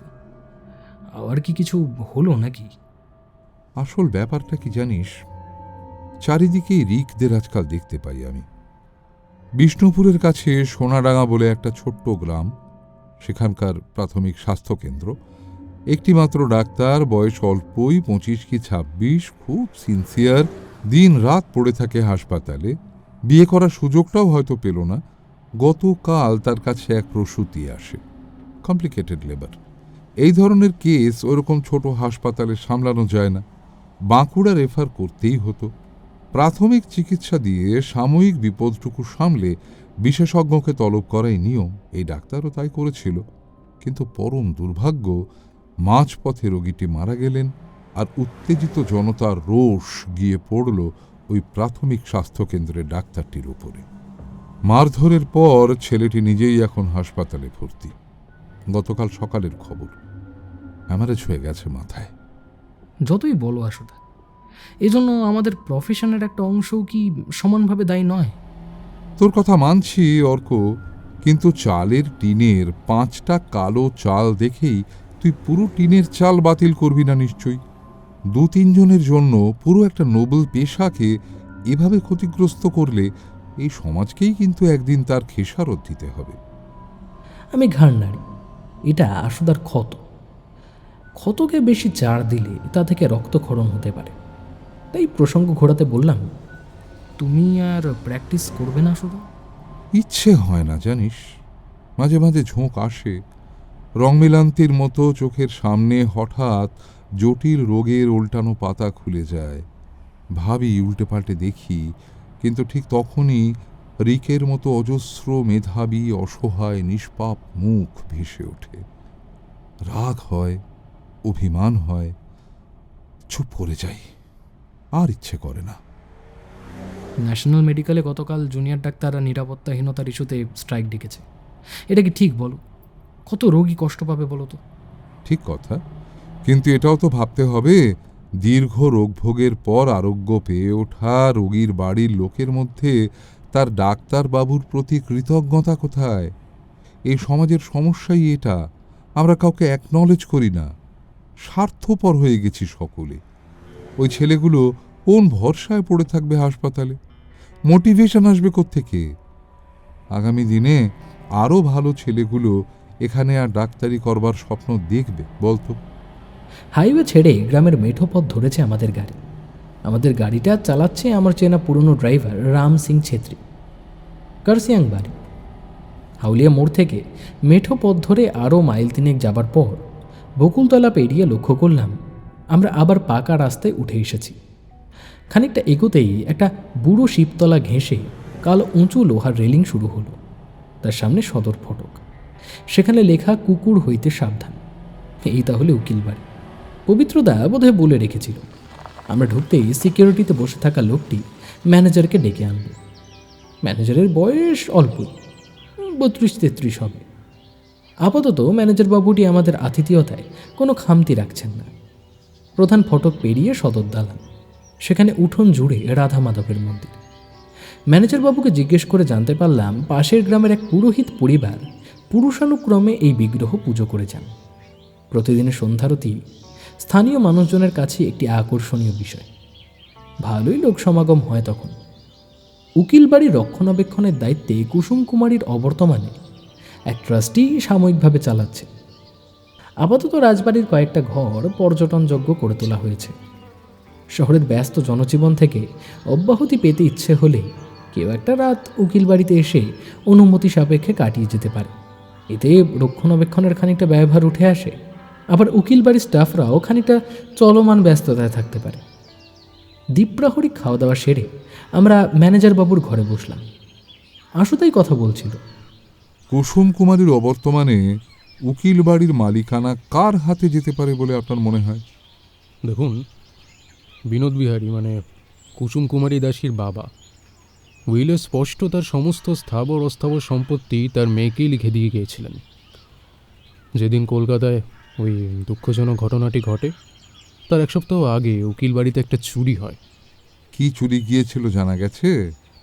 কুসুম কুমারী এই ঘটনার পর বাড়িতে এসেছিলেন?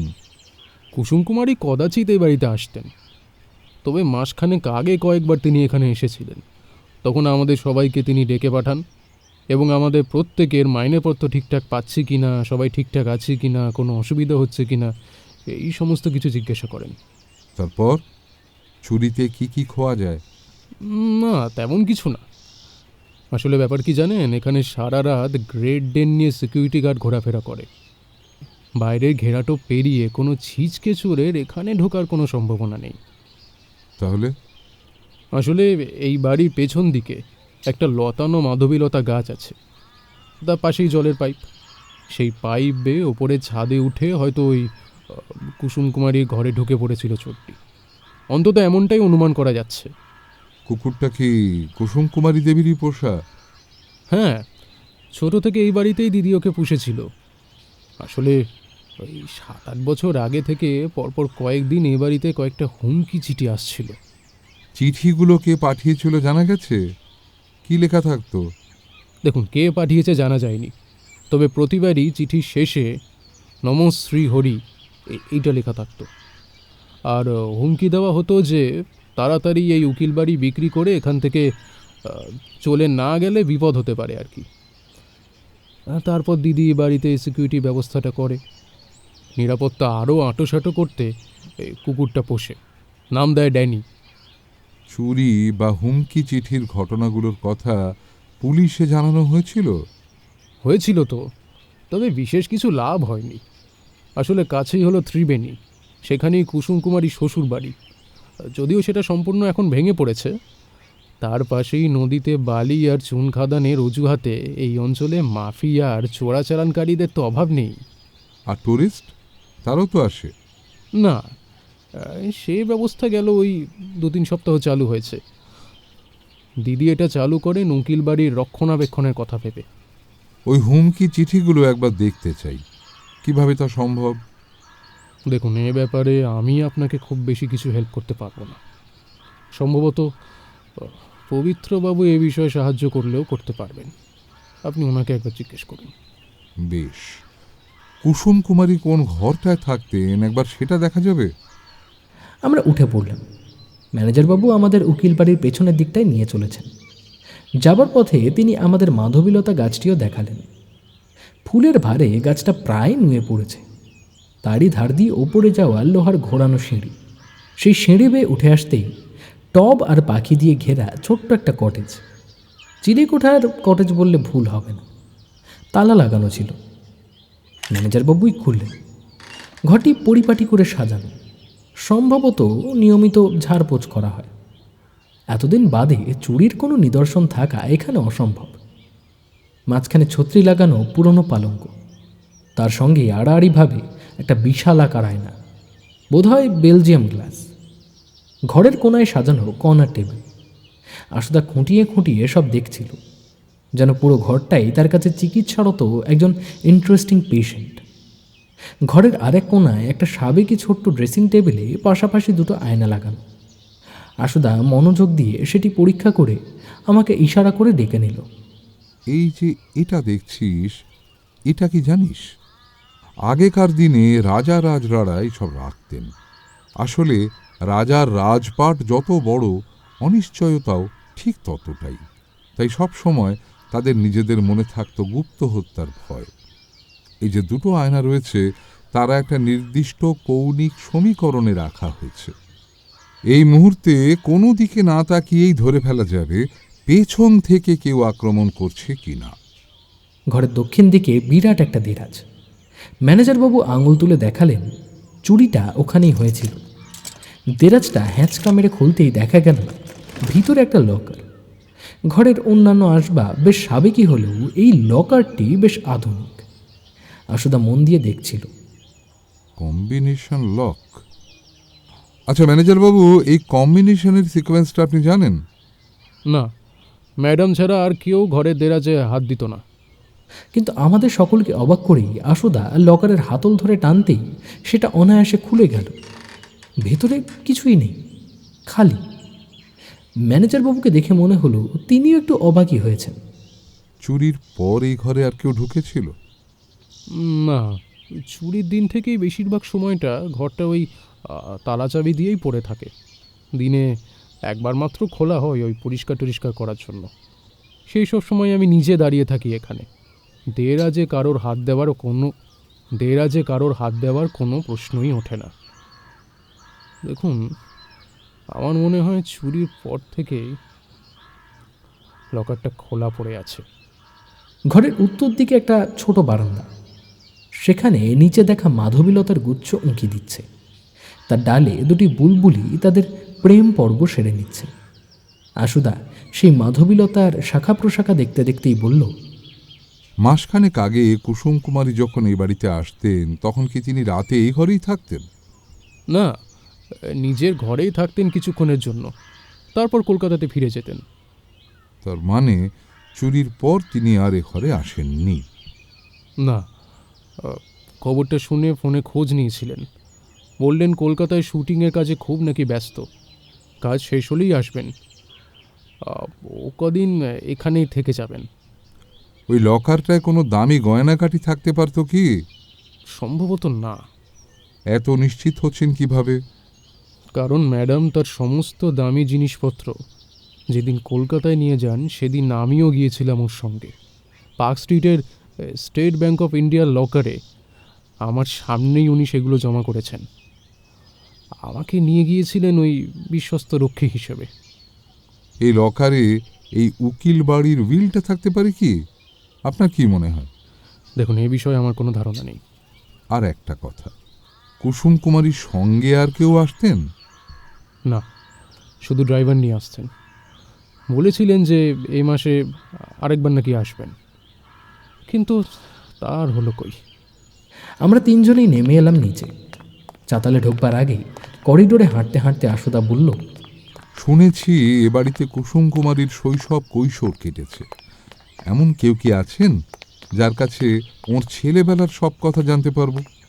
সে কথা জানতে গেলে আপনাদের সন্ধ্যা আরতি অবধি অপেক্ষা করতে হবে।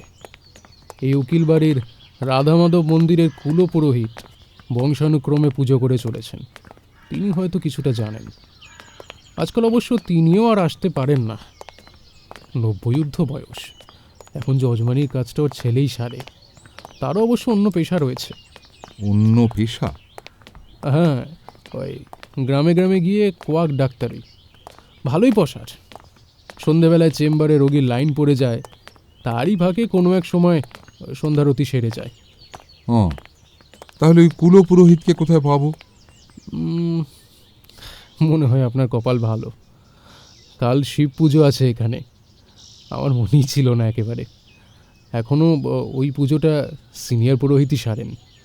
ওনার শিবতলায় একটা মিষ্টির দোকান আছে, চলুন সেখানে গেলে হয়তো ওনাকে পেয়ে যেতে পারেন। আমরা উকিল বাড়ি ছেড়ে বুড়ো শিবতলার দিকে হেঁটে চলি। শিব মন্দিরের সামনে এসে আশুদা থমকে দাঁড়ায়। মন্দিরে প্রায় 1.5 মানুষ উচ্চতার একটা শিব মূর্তি। অদ্ভুত তার চাহনি দেখে মনে হলো এই মন্দিরে নিয়মিত পুজো হয় না। মন্দির আঁকড়ে বট অশ্বত্থ তাদের আধিপত্য বিস্তার করেছে। ওই মন্দিরে রোজ পুজো হয় না বুঝি? চলুন, ওনার মুখ থেকেই না হয় শুনবেন।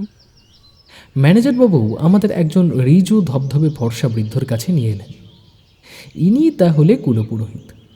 আমাদের পরিচয় দিতেই উনি আমাদের উঠোনের চৌকিতে বসতে বললেন। আমাদেরকে বসিয়ে ম্যানেজারবাবু কাজের অজুহাত দেখিয়ে চলে গেলেন। মনে হলো তার ধরে যেন প্রাণ ফিরে এলো। তার চলে যাওয়ার গতি দেখে মনে হলো কোনো পুলিশের পিকআপ ভ্যান তাকে তাড়া করেছে।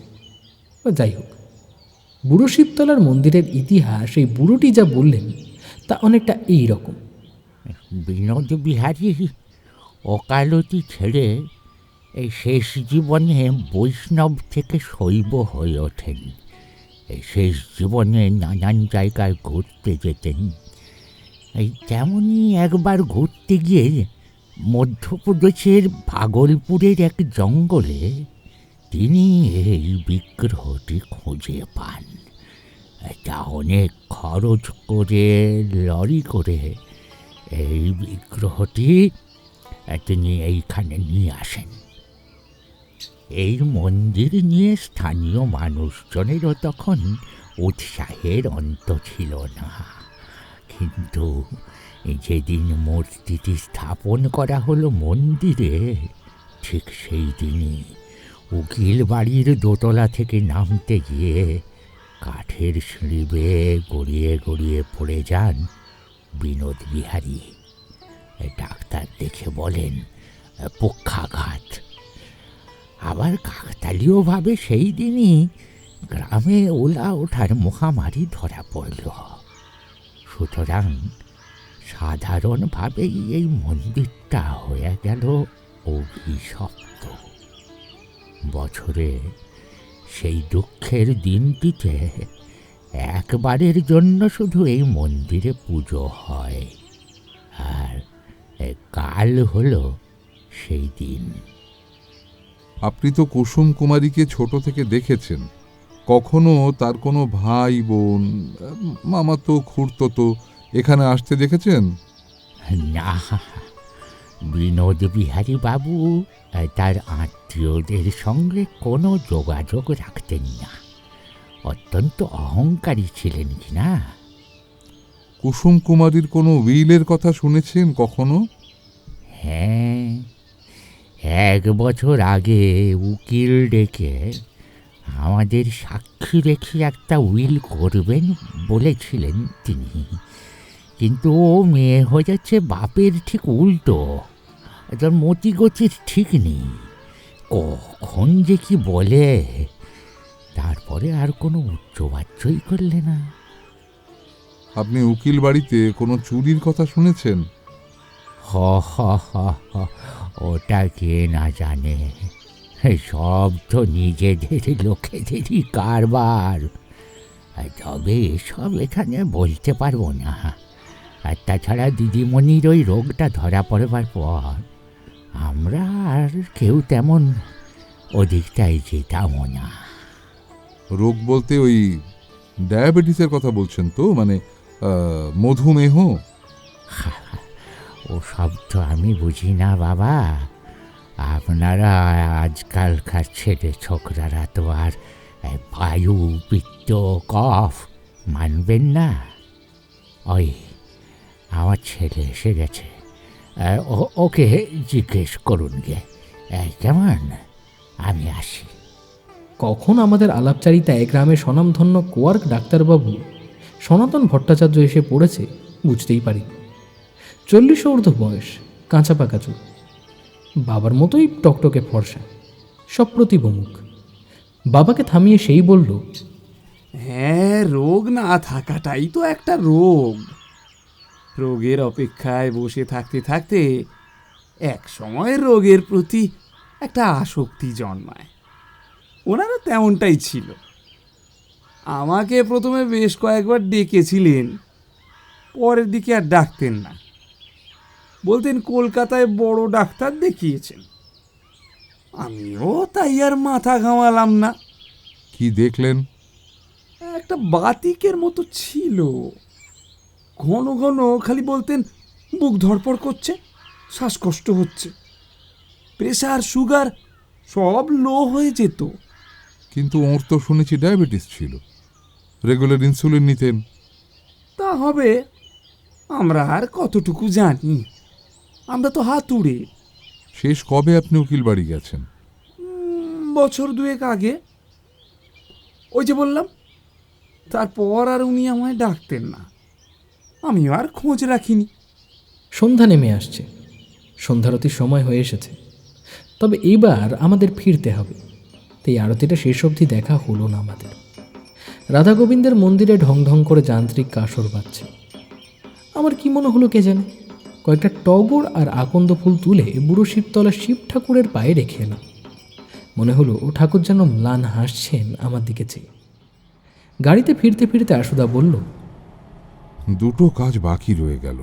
খন্নানের পুলিশ চৌকিতে গিয়ে চুরির ডিটেলস, সিজার লিস্ট আর ইনভেস্টিগেশন রিপোর্টটা দেখা, আর দ্বিতীয়টা এখন হবে না, তার জন্য কলকাতা ফিরতে হবে। কি সেটা? কুসুম কুমারীর মেডিকেল রেকর্ডসগুলো একবার দেখা দরকার।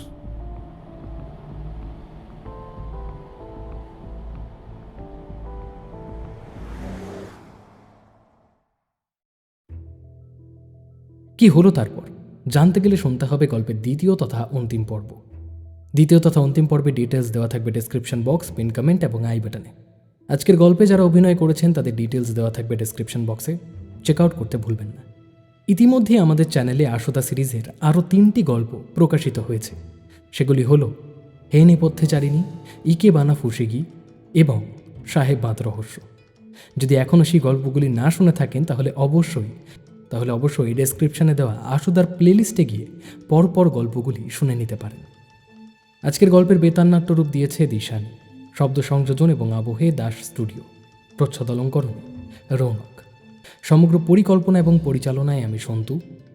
তবে আজকের জন্য এটুকুই, ফিরছি গল্পের দ্বিতীয় তথা অন্তিম পর্ব নিয়ে খুব তাড়াতাড়ি। ততক্ষণ সঙ্গে থাকুন, শুনতে থাকুন আমাদের চ্যানেল রাজদেবী 2.0।